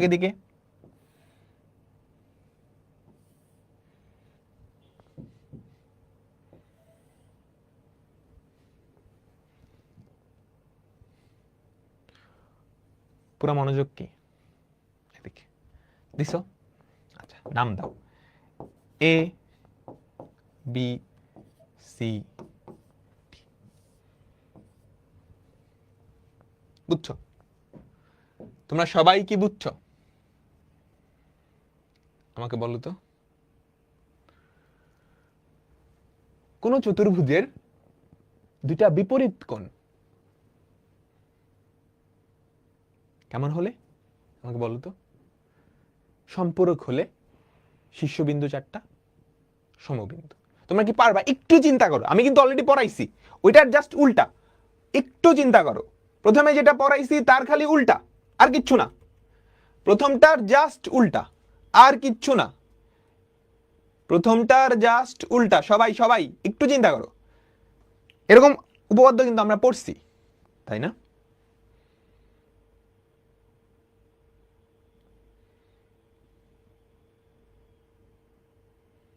বুঝছো?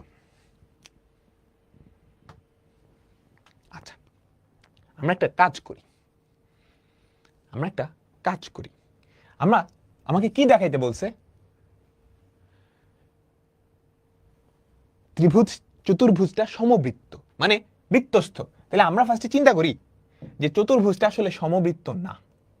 ফার্স্টে আমি এটা চিন্তা করি, মানে চতুর্ভুজটা সমবৃত্ত না। বুঝছো? এই ধরো আমাদের সেই কাঙ্ক্ষিত চতুর্ভুজটা। কেমন কেমন কেমন ঠিক আছে? আচ্ছা, তাহলে এইটা সমবৃত্ত হইতো যদি এই যে এরকম।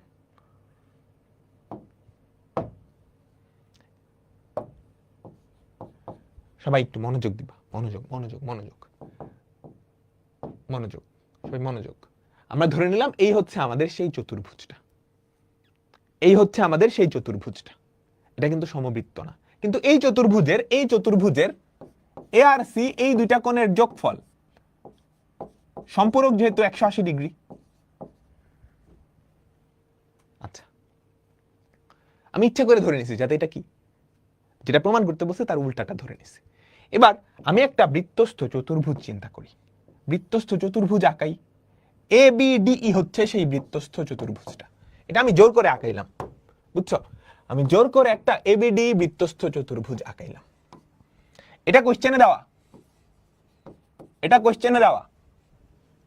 আমি যদি কোনো ভাবে প্রমাণ করতে পারি যে সি বিন্দু আর ই বিন্দু আসলে আলাদা কিছু না, সি বিন্দু আর ই বিন্দু আসলে আলাদা কিছু না, তাহলে সি বিন্দুটা ই বিন্দুর উপরে কি উপরিপাতিত হবে। এবিসিডি চতুর্ভুজটা কি বৃত্তস্থ চতুর্ভুজ হবে বা সমবৃত্ত হবে। আমাদের প্রমাণ কমপ্লিট, আমাদের প্রমাণ কমপ্লিট। আবারও বলতেছি, আমি ফার্স্টে ধরে নিছি কি প্রমাণ করতে বলছে, এই 4টা শীর্ষবিন্দু সমবৃত্ত। আমি ধরে নিছি এই 4টা শীর্ষবিন্দু সমবৃত্ত না, ওকে। কিন্তু প্রমাণ যেখানে কোশ্চেনে বলা আছে বিপরীত দুইটা কোণের সমষ্টি 180, তাহলে এই দুইটার যোগফল কত আমাকে বলো তো? এই দুইটার যোগফল কত? 180। আচ্ছা, যেহেতু সমবৃত্ত হয় নাই, আমি সমবৃত্ত হয় এরকম একটা বিন্দু ই নিলাম। তাহলে চতুর্ভুজ এ বি ডি ই, খেয়াল করো, আমাদের চতুর্ভুজ এ বি ডি ই এমন একটা চতুর্ভুজ যেটা বৃত্তস্থ। এটা আমি এমন ভাবেই আঁকাইছি, এটা অতিরিক্ত অঙ্কন। বৃত্তস্থ চতুর্ভুজ। আচ্ছা, এবিডি যদি বৃত্তস্থ চতুর্ভুজ হয়, তাহলে এ কোণ আর এই ই কোণ যোগ করলে কত আমাকে বলো তো? এ কোণ প্লাস কোণ ডিইবি কোণ 180 হওয়ার কথা না?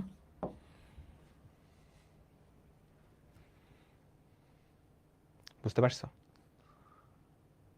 ঠিক আছে, তো সেই হিসেবে ই কোণ আর সি কোণ তো সমান।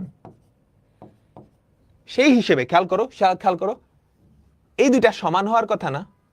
আমাকে একটু বলো। কিন্তু এই দুইটা কি সমান হবে কোনোদিন?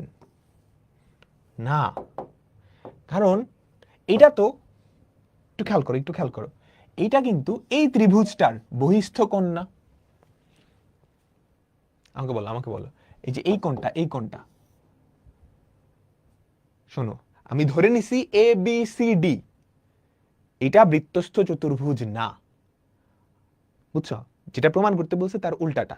এটা ধরে নিয়ে আমি দেখতেছি যে এই দুইটা সমান, কিন্তু এই দুইটা তো কখনো সমান হয় না। এই দুইটা কখনো সমান হয় না, কারণ ত্রিভুজ বিইসি এ আমাদের এটা হচ্ছে বহিস্থ কোণ ডিইসি সমান এই দুইটার যোগফল না? ইবিসি আর বিসিই, ইবিসি প্লাস কোণ সি কোণটা তাহলে এই দুটা তো জীবনেও সমান হয় না। ডিইসি না, সরি, ডিইবি কোণ। তুমি কি বুঝছো? তাহলে ডিইবি আর সি জীবনেও সমান হবে না যদি এই দুইটা আলাদা বিন্দু হয়। তাহলে আসলে এই দুটা আলাদা বিন্দু না, এই দুটো একই বিন্দু, অর্থাৎ সি বিন্দুটা ই বিন্দুর এখানেই আছে, সি বিন্দুটা ই বিন্দুর এখানেই আছে। সবাই বুঝছো? আমাকে বলো। এটাকে বলে প্রুফ বাই কন্ট্রাডিকশন। বুঝছো? যেটা প্রমাণ করতে বলছে। আমি একটা রিক্যাপ দেই, মনোযোগ মনোযোগ। আমাদের এ বি সি ডি সেই চতুর্ভুজটা যার দুইটা বিপরীত কোণের সমষ্টি 180 ডিগ্রি। আমাকে প্রমাণ করতে বলছে এ বি সি ডি একটা বৃত্তস্থ চতুর্ভুজ বা চারটা বিন্দু সমবৃত্ত। আমি ফার্স্টে ধরে নিলাম না, সমবৃত্ত না, সি বিন্দুটা বাইরে। আচ্ছা, তাই যদি হয়, আমি আরেকটা বিন্দু চিন্তা করলাম, ই বিন্দু, যেটা চিন্তা করলে এটা একটা বৃত্তস্থ চতুর্ভুজ হয়। আমি যদি সামহাও প্রমাণ করতে পারি ই আর সি বিন্দুটা আসলে সেম, তাইলেই প্রমাণ হয়ে গেছে। আচ্ছা, তাহলে এ বি ডি ই আমাদের ধরা অনুযায়ী এটা বৃত্তস্থ চতুর্ভুজ, তাহলে এই দুইটার যোগফল 180 হওয়ার কথা। আবার কোশ্চেনে দেওয়া আছে এ আর সি এর যোগফল 180, তাহলে এটা আর এটা তো সমান হওয়ার কথা। কিন্তু আমি দেখতেছি এটা আর এটা জীবনেও সমান হবে না। কারণ কি? এটা তো এই ত্রিভুজটার বহিস্থ কোণ, এটা প্লাস এটা, এটা আর এটা তখনই সমান হবে যদি এই বিন্দুটা এখানে চলে আসে। That's it, that's it. বুঝছো সবাই? সবাই আমাকে বলো, সবাই তোমরা কি বুঝতে পারছো? এখানে প্রমাণটা দেওয়া আছে সুন্দর করে, এখানে প্রমাণটা দেওয়া আছে। আচ্ছা, বৃত্তস্থ সামান্তরিক একটা আমরা অলরেডি দেখছি, আমরা এমসিকিউ সলভ করব নেক্সট ক্লাসে আমরা এমসিকিউ সলভ করব, একটা আয়ত। আচ্ছা, তো এবার আমরা চলে যাই ছেদক ও স্পর্শকে। ঠিক আছে, 1 মিনিটের একটা ব্রেক দিচ্ছি, 2 মিনিটের একটা ব্রেক, তারপর আমরা আবার ব্যাক করব। বুঝছো? আর 20 মিনিট।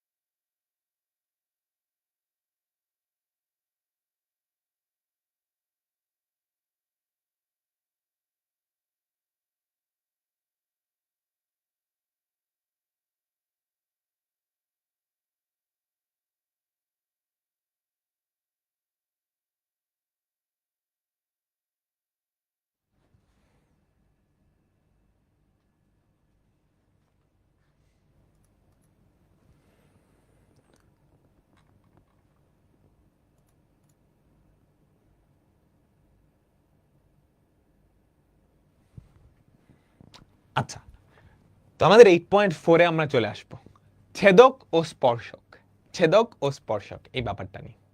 ঠিক আছে? আচ্ছা, আমরা কয়েকটা জিনিস পড়বো মজার, এখনই কয়েকটা মজার জিনিস পড়বো। তো চল শুরু করতেছি। বলতো একটা বৃত্ত আর একটা সরল রেখা তাদের পাশাপাশি কয় প্রকার অবস্থান থাকতে পারে? একটা বৃত্ত আর একটা সরল রেখা তাদের পাশাপাশি কয় ধরনের অবস্থান থাকতে পারে? দেখছো বোর্ডের অবস্থা হ্যাং খেয়ে গেছে। আচ্ছা, একটা বৃত্ত আর একটা সরল রেখা তাদের পাশাপাশি অবস্থান কয় প্রকার হতে পারে? মনোযোগ দাও।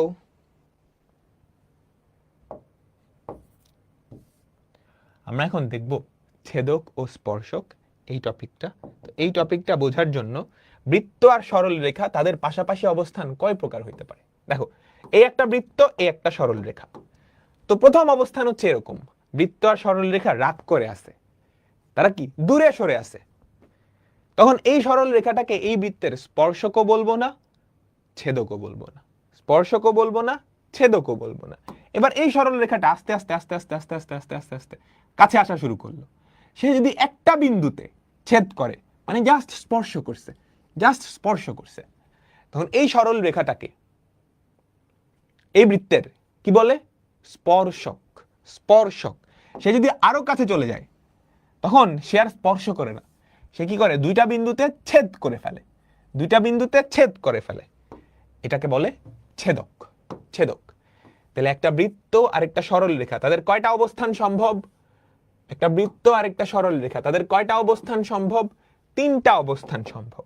প্রথম যে অবস্থানটা স্পর্শকোণা, ছেদকোণা। দ্বিতীয় যে অবস্থানটা এটাকে বলে স্পর্শক। ঠিক আছে, সবাই মনোযোগ দাও। এই যে সরল রেখাটা, এটা এই বৃত্তকে স্পর্শ করছে, এটাকে বলে স্পর্শক, এটাকে বলে স্পর্শক। ঠিক আছে, আচ্ছা, দুইটা বিন্দুতে ছেদ করছে, তাহলে এটাকে বলে ছেদক। তোমরা আমাকে বলতে পারবা একটা বৃত্ত আর একটা সরল রেখার কয়টা ছেদবিন্দু থাকতে পারে? তাহলে একটা বৃত্ত আর একটা সরল রেখার কয়টা ছেদবিন্দু থাকতে পারে? 0 থেকে 2টা, শূন্যটা বা একটা বা দুইটা। এক্ষেত্রে ছেদবিন্দু 0টা, এক্ষেত্রে একটা, এক্ষেত্রে 2টা। বুঝছো? আচ্ছা, তাহলে মোটামুটি আমরা বুঝলাম। আচ্ছা, এবার একটু মনোযোগ দাও তো, এবার একটু মনোযোগ দাও। এই যে একটা বৃত্ত, তার অভ্যন্তরে কিছু বিন্দু আছে, বাইরে কিছু বিন্দু আছে। একটা বিন্দু এই বৃত্তের কোথায় কোথায় থাকতে পারে? একটা বিন্দু এই বৃত্তের কোথায় কোথায় থাকতে পারে আমাকে বলো তো? এইখানে থাকতে পারে, তার অভ্যন্তরে থাকতে পারে P1, তার অভ্যন্তরে থাকতে পারে, তার উপরে থাকতে পারে, তার উপরে থাকতে পারে P2, আর তার বাইরে থাকতে পারে P3। একটা বিন্দু এই বৃত্তের তিনটা জায়গায় তো থাকতে পারে, ভেতরে, উপরে, বাইরে। একটা বিন্দু এই বৃত্তের তিনটা জায়গায় থাকতে পারে। আচ্ছা, তিনটা জায়গায় থাকার শর্ত কি আমাকে বলো তো? বলো তো। যদি ভেতরে থাকে তাহলে কেন্দ্র থেকে তার দূরত্ব সেটা কি ব্যাসার্ধের থেকে ছোট না? একটু কমন সেন্স থেকে বলো। এই বৃত্তের ব্যাসার্ধ ধরো আর, ব্যাসার্ধ ধরো আর। আমাদের বিন্দুটা যদি বৃত্তের ভেতরে থাকে, বিন্দুটা যদি বৃত্তের ভেতরে থাকে, তাহলে এই দূরত্বটা ব্যাসার্ধের থেকেও ছোট। যদি উপরে থাকে, যদি উপরে থাকে, তাহলে এই দূরত্বটা ব্যাসার্ধের সমান না? এই দূরত্বটা ব্যাসার্ধের সমান না? এই দূরত্বটা ব্যাসার্ধের সমান না? যদি বাইরে থাকে, যদি বাইরে থাকে, তাহলে OP3। এই দূরত্বটা কি? ব্যাসার্ধের থেকেও বড়। এই দূরত্বটা কি? ব্যাসার্ধের থেকেও বড়। ক্লিয়ার? আচ্ছা, এবার আমাকে বলবা দুইটা বৃত্তের পারস্পরিক অবস্থান কয়টা হইতে পারে? দুইটা বৃত্তের পারস্পরিক অবস্থান কয়টা হইতে পারে? এই ধরো একটা বৃত্ত, এই ধরো একটা বৃত্ত, তাদের পারস্পরিক অবস্থান কয়টা হইতে পারে জানো? 5 প্রকারের অবস্থান হইতে পারে। 5 প্রকারের অবস্থান হইতে পারে। প্রথমত, তারা দূরে দূরে আছে। তারা কেমনে কেমনে আছে? দূরে দূরে আছে। এটা হচ্ছে আমাদের প্রথম অবস্থান। তারা কেমনে আছে? দূরে দূরে। স্পর্শও করে না, ছেদও করে না, স্পর্শও করে না, ছেদও করে না, কাছাকাছি আসতে শুরু করলো। এই হচ্ছে দ্বিতীয় অবস্থান। এই অবস্থানটা কেমন? বহিস্থভাবে স্পর্শ করে। বহিস্থভাবে স্পর্শ করে। কেমন করে বলো তো? বহিস্থভাবে স্পর্শ করে।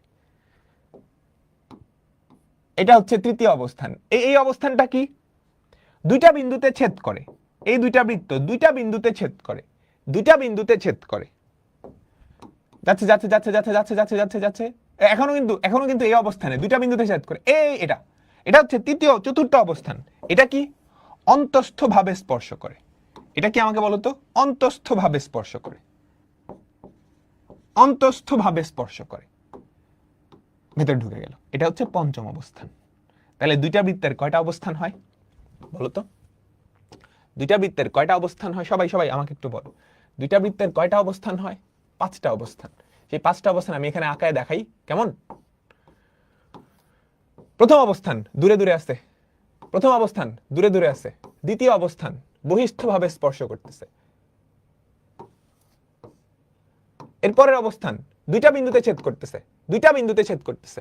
এরপরের অবস্থান অন্তস্থভাবে স্পর্শ করতেছে। এরপরের অবস্থান একটা আরেকটার ভেতরে ঢুকে গেছে, একটা আরেকটার ভেতরে ঢুকে গেছে। তোমরা কি সবাই বুঝছো? তাহলে দুইটা বৃত্তের কয়টা অবস্থান হয়? এই টোটাল 5টা অবস্থান। ঠিক আছে, আমি কি বুঝাইতে পারলাম? ডান।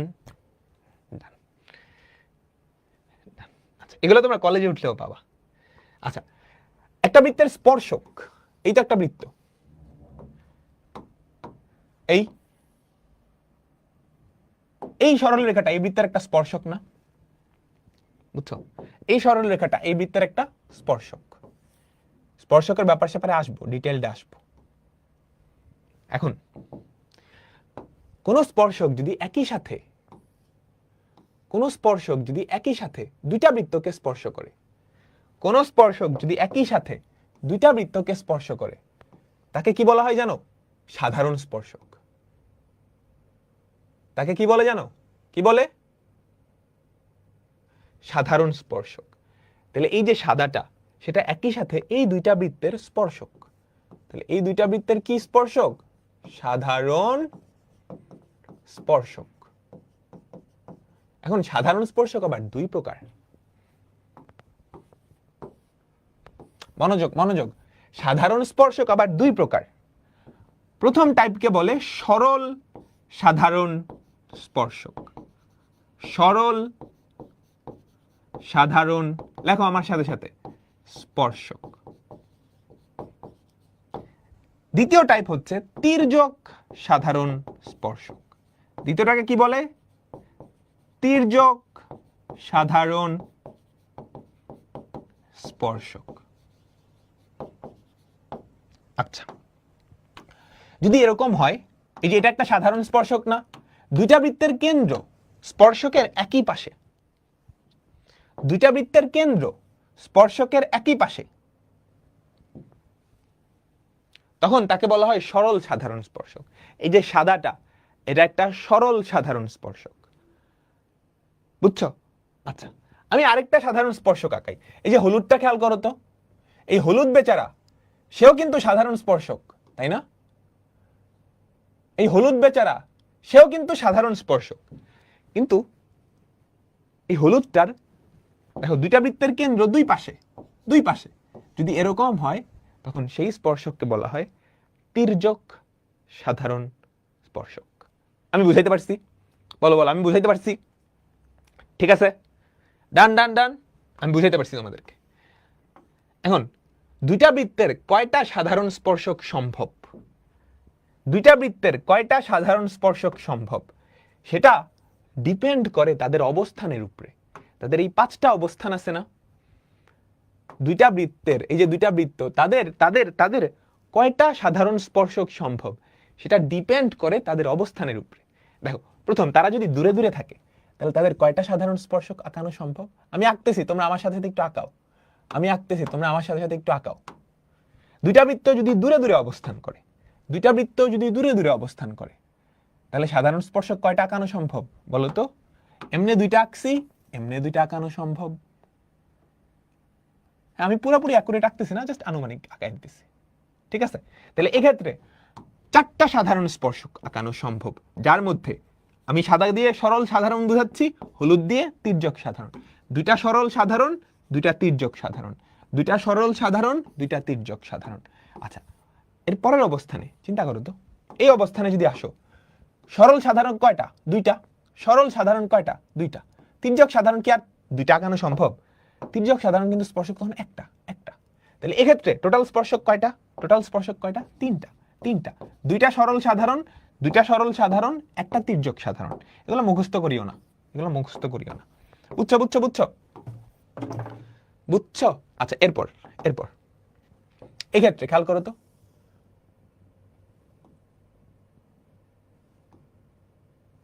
এই একটা। আর কি কোনো স্পর্শক আঁকানো সম্ভব?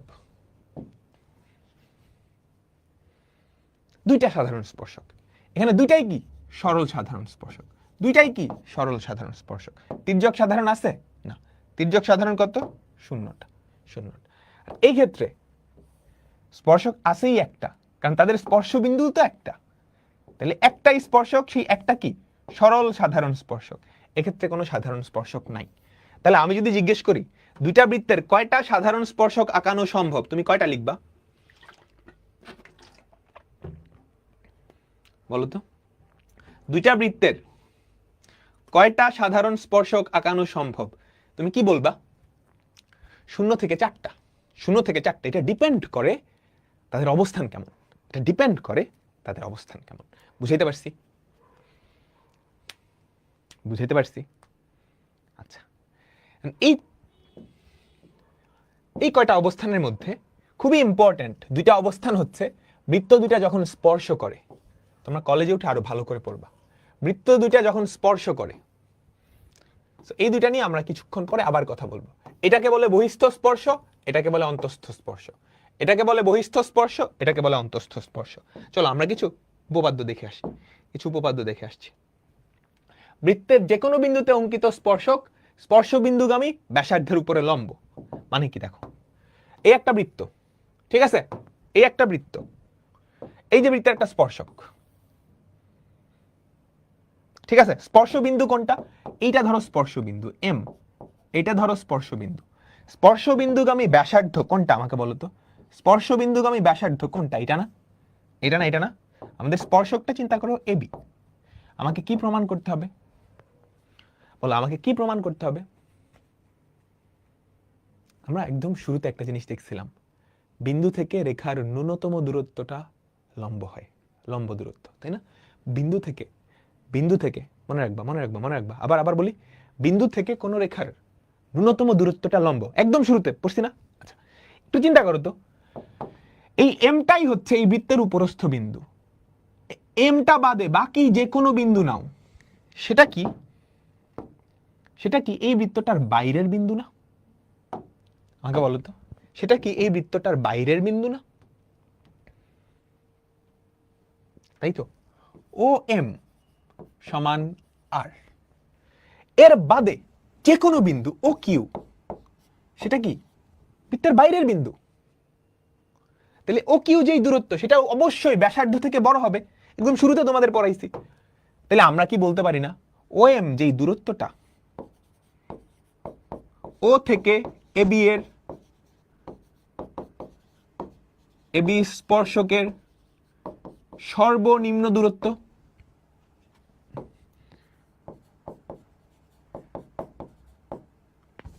আর সর্বনিম্ন দূরত্বটা কি লম্ব হয়।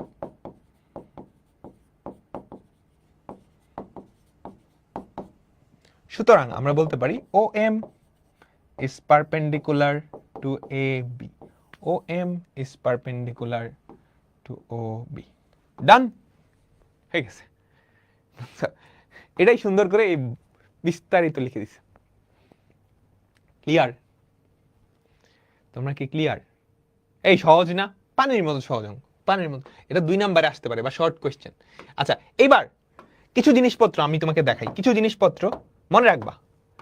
এই একটা বৃত্ত, বৃত্তের বাইরের একটা বিন্দু থেকে এই বৃত্তে কয়টা স্পর্শক আঁকানো যায়? প্রথম কথা, এই বৃত্তে কয়টা স্পর্শক আঁকানো যায়? কোটি কোটি। এই বৃত্তে কয়টা স্পর্শক আঁকানো যাবে আমাকে বলো তো? এই বৃত্তে কয়টা স্পর্শক আঁকানো যাবে? Crore crore, million billion, crore crore million billion. আচ্ছা,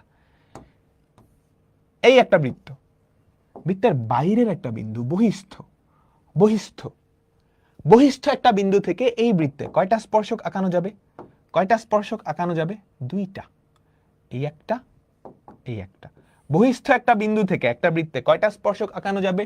বহিস্থ একটা বিন্দু থেকে একটা বৃত্তে কয়টা স্পর্শক আঁকানো যাবে? 2টা।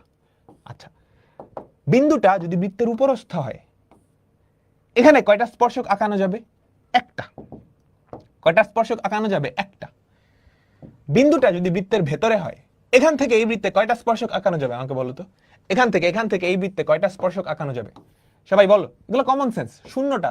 কারণ এই বিন্দু দিয়ে তুমি যাই আঁকাও না কেন, ওটা তো ছেদক হয়ে যাবে, ওটা তো ছেদক হয়ে যাবে। তাহলে আমি যদি তোমাকে কোয়েশ্চেন করি, একটা বিন্দু থেকে একটা বৃত্তে কয়টা স্পর্শক আঁকানো যাবে? একটা বিন্দু থেকে একটা বৃত্তে কয়টা স্পর্শক আঁকানো যাবে? ডিপেন্ড করে বিন্দুটা কই। যদি বাইরে হয়, যদি বাইরে হয় তাহলে 2টা। যদি বাইরে হয় তাহলে কয়টা? 2টা। যদি বাইরে হয় 2টা। উপরে হলে একটা, ভেতরে হলে 0টা, ভেতরে হলে শূন্যটা। আমি বুঝাইতে পারলাম? স্পর্শ বিন্দুতে স্পর্শকের উপর লম্ব কেন্দ্রগামী, মনে রাখবা। কমন সেন্স, একটু আগে যেটা পড়ছি তার উল্টাটা আর কি। ঠিক আছে, ঠিক আছে। তারপর দেখো কি বলছে, আরেকটা অনুসিদ্ধান্ত। বৃত্তের কোন বিন্দু দিয়ে ওই বিন্দুগামী ব্যাসার্ধের উপর অঙ্কিত লম্ব উক্ত বিন্দুতে স্পর্শকটি হয়। সহজ জিনিস, ঠিক আছে। তাহলে হচ্ছে এরকম, এই যে এগুলার প্রমাণ লাগবে না, এগুলার প্রমাণ লাগবে না, সহজ। এই দেখো, এই বৃত্তের কোন একটা বিন্দু, ঠিক আছে, বৃত্তের কোন একটা বিন্দু পি বিন্দু, পি বিন্দু, এই বিন্দুগামী যে ব্যাসার্ধ এটার উপরে যদি লম্ব টানো সেটা ওই বিন্দুতে স্পর্শক হবে, এটাই বলছে, এটাই বলছে, বুঝছো? বৃত্তের উপরস্থ কোন একটা বিন্দু, এই বিন্দুতে, এই বিন্দু দিয়ে যে ব্যাসার্ধটা যায় তার উপরে যদি লম্ব টানো তাহলে সেটা এই বৃত্তের একটা স্পর্শক। ওকে, ডান। আচ্ছা, ঠিক আছে। আমাদের আর আর জাস্ট দুইটা উপপাদ্য।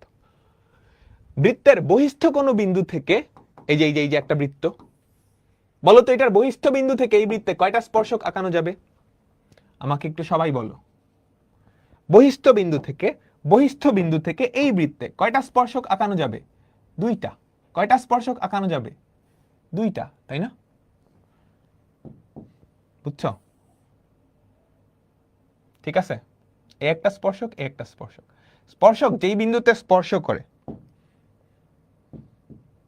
স্পর্শক যেই বিন্দুতে স্পর্শ করে তাকে বলে স্পর্শ বিন্দু, তাকে বলে স্পর্শ বিন্দু।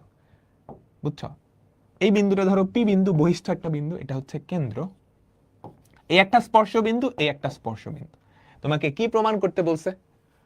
বৃত্তের বহিস্থ কোনো বিন্দু থেকে, মনোযোগ মনোযোগ মনোযোগ, বৃত্তের বহিস্থ কোনো বিন্দু থেকে বৃত্তে দুইটা স্পর্শক টানলে ওই বিন্দু থেকে স্পর্শ বিন্দুদ্বয়ের দূরত্ব সমান, অর্থাৎ এটা প্রমাণ করতে হবে পিএ সমান পিবি, পিএ সমান পিবি, এটা আমরা প্রমাণ করব। তো প্রমাণের জন্য আমরা কিছু অঙ্কন টানি, অঙ্কন করি। কেন্দ্র আর স্পর্শ বিন্দু যোগ করে দিলাম, ঠিক আছে? কেন্দ্র আর স্পর্শ বিন্দু যোগ করে দিলাম, কেন্দ্র আর এই বিন্দু যোগ করে দিলাম। আচ্ছা, তাই যদি হয় আমাকে একটু বলো তো, এই দুইটা কোণ 90 ডিগ্রি না? উপপাদ্য শিখছি, স্পর্শ বিন্দু আর কেন্দ্র যোগ করলে কি সেটা স্পর্শকের উপরে লম্ব হয়। বুঝছো? বুঝছো? তাহলে এই যে এইটা কি অতিভুজ না? সবাই মনোযোগ মনোযোগ, কেন্দ্র, কেন্দ্র আর স্পর্শ বিন্দু যদি যোগ করো সেটা স্পর্শকের উপরে লম্ব, একদম শুরুতেই শিখে আসছি, তাহলে এটাও একটা সমকোণী ত্রিভুজ, এটাও একটা সমকোণী ত্রিভুজ।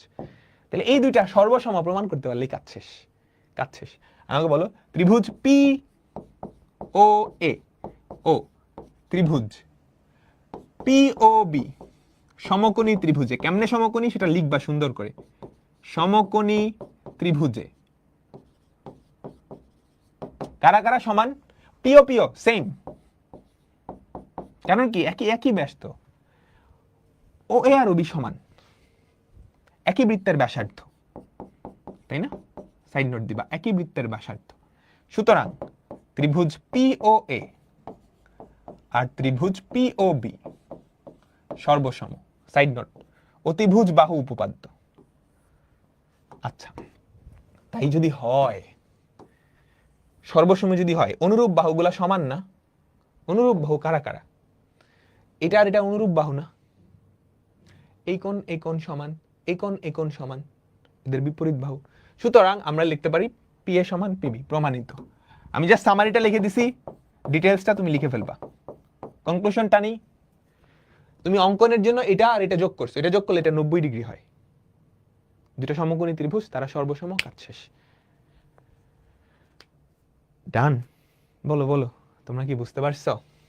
এটা ডিটেইলটাই যে এখানে লেখা আছে, সুন্দর করে ডিটেইলস এখানে লেখা আছে, জাস্ট পড়ে নিবা, জাস্ট পড়ে নিবা। আচ্ছা, লাস্ট আরেকটা উপপাদ্য, লাস্ট আরেকটা উপপাদ্য। দুইটা বৃত্ত পরস্পরকে বহিঃস্পর্শ করলে এদের কেন্দ্রদ্বয় ও স্পর্শ বিন্দু সমরেখ। মনোযোগ মনোযোগ মনোযোগ মনোযোগ মনোযোগ, দুইটা বৃত্ত কি করছে? বহিঃস্পর্শ করছে। দুইটা বৃত্ত কি করছে আমাকে বলো তো? দুইটা বৃত্ত কি করছে? বহিঃস্পর্শ করছে। আচ্ছা ঠিক আছে, বহিঃস্পর্শ। তাহলে একটা বিন্দুতে স্পর্শ বিন্দু, এই যে এই হচ্ছে একটা স্পর্শ বিন্দু, এই হচ্ছে একটা স্পর্শ বিন্দু। কেমন? এটা ধরো ও, এটা ধরো এ, এটা ধরো বি, এটা ধরো পি। আমাকে কি দেখাইতে হবে? এদের কেন্দ্রদ্বয় ও স্পর্শ বিন্দু সমরেখ, অর্থাৎ কোণ এপিবি সমান 180 ডিগ্রি দেখাইলেই হয় না? বলো বলো বলো বলো, প্রমাণ কি করতে হবে? কোণ এপিবি সমান 180 ডিগ্রি। কেমনে করবা বলতেছি। আচ্ছা, স্পর্শ বিন্দু কি একটা না? তাহলে এই একটা স্পর্শ বিন্দুতে একটা স্পর্শক হবে, এই একটা বিন্দুতে একটা স্পর্শক হবে। তুমি সুন্দর করে লিখবা পি বিন্দুতে, এটা হচ্ছে অঙ্কন, হলুদ দিয়ে যেটা লিখলাম অঙ্কন। পি বিন্দুতে স্পর্শক এম এন আকাই, পি বিন্দুতে স্পর্শক এম এন আকাই। তারপর তারপর এপি আর বিপি যোগ করি, এপি আর বিপি যোগ করি। উপপাদ্য পড়ে আসছো? স্পর্শ বিন্দু আর কেন্দ্র যোগ করলে সেটা স্পর্শকের উপর লম্ব হয়। স্পর্শ বিন্দু আর কেন্দ্র, স্পর্শ বিন্দু আর কেন্দ্র যোগ করলে সেটা স্পর্শ বিন্দুর উপরে লম্ব, সেটা স্পর্শকের উপরে লম্ব হয়। তাহলে আমরা বলতে পারি না কোণ এপিএম সমান 90 ডিগ্রি, কোণ এপিএম সমান 90 ডিগ্রি। বলো বলো বলো বলো, পড়ে আসছি। কেন্দ্র আর স্পর্শ বিন্দু যোগ করে দিলে সেটা স্পর্শকের উপর লম্ব। সিমিলার ভাবে কোণ বিপিএম সমান 90। এখন এই দুটো যদি যোগ করো, কোণ এপিএম প্লাস কোণ বিপিএম সমান 180। এপিএম আর বিপিএম যদি যোগ করো এপিবি হয় না? তাহলে কোণ এপিবিটা কি? এক সরল কোণ। কোণ এপিবিটা কি? এক সরল কোণ। সুতরাং এ পি পি সমরেখ, এ পি বি সমরেখ। আমি কি বুঝাইতে পারলাম সবাইকে?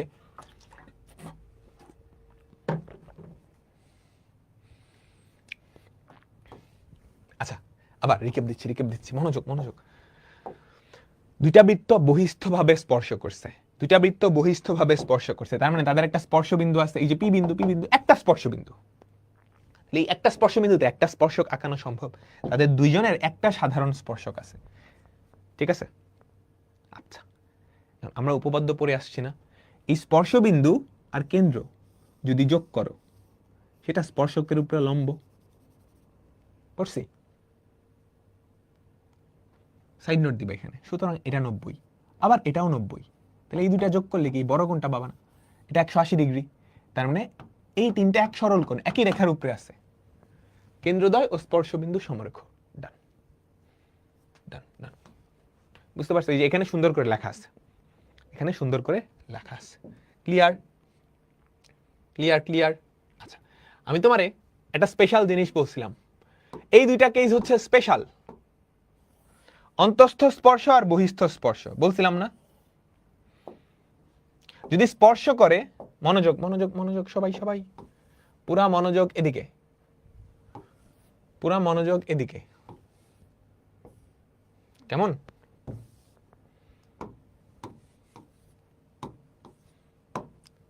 প্রথমটা কি? বহিস্থ স্পর্শ। পরেরটা কি? অন্তঃস্থ স্পর্শ। তাই না?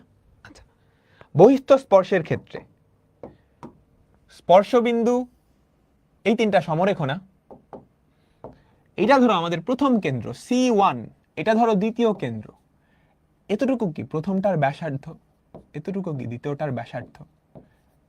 একটু এখান থেকে দেখে আমাকে বলো তো, যদি বহিস্থভাবে স্পর্শ করে তাহলে কেন্দ্রদ্বয়ের মধ্যবর্তী দূরত্ব ইকুয়ালস টু ব্যাসার্ধদ্বয়ের যোগফলের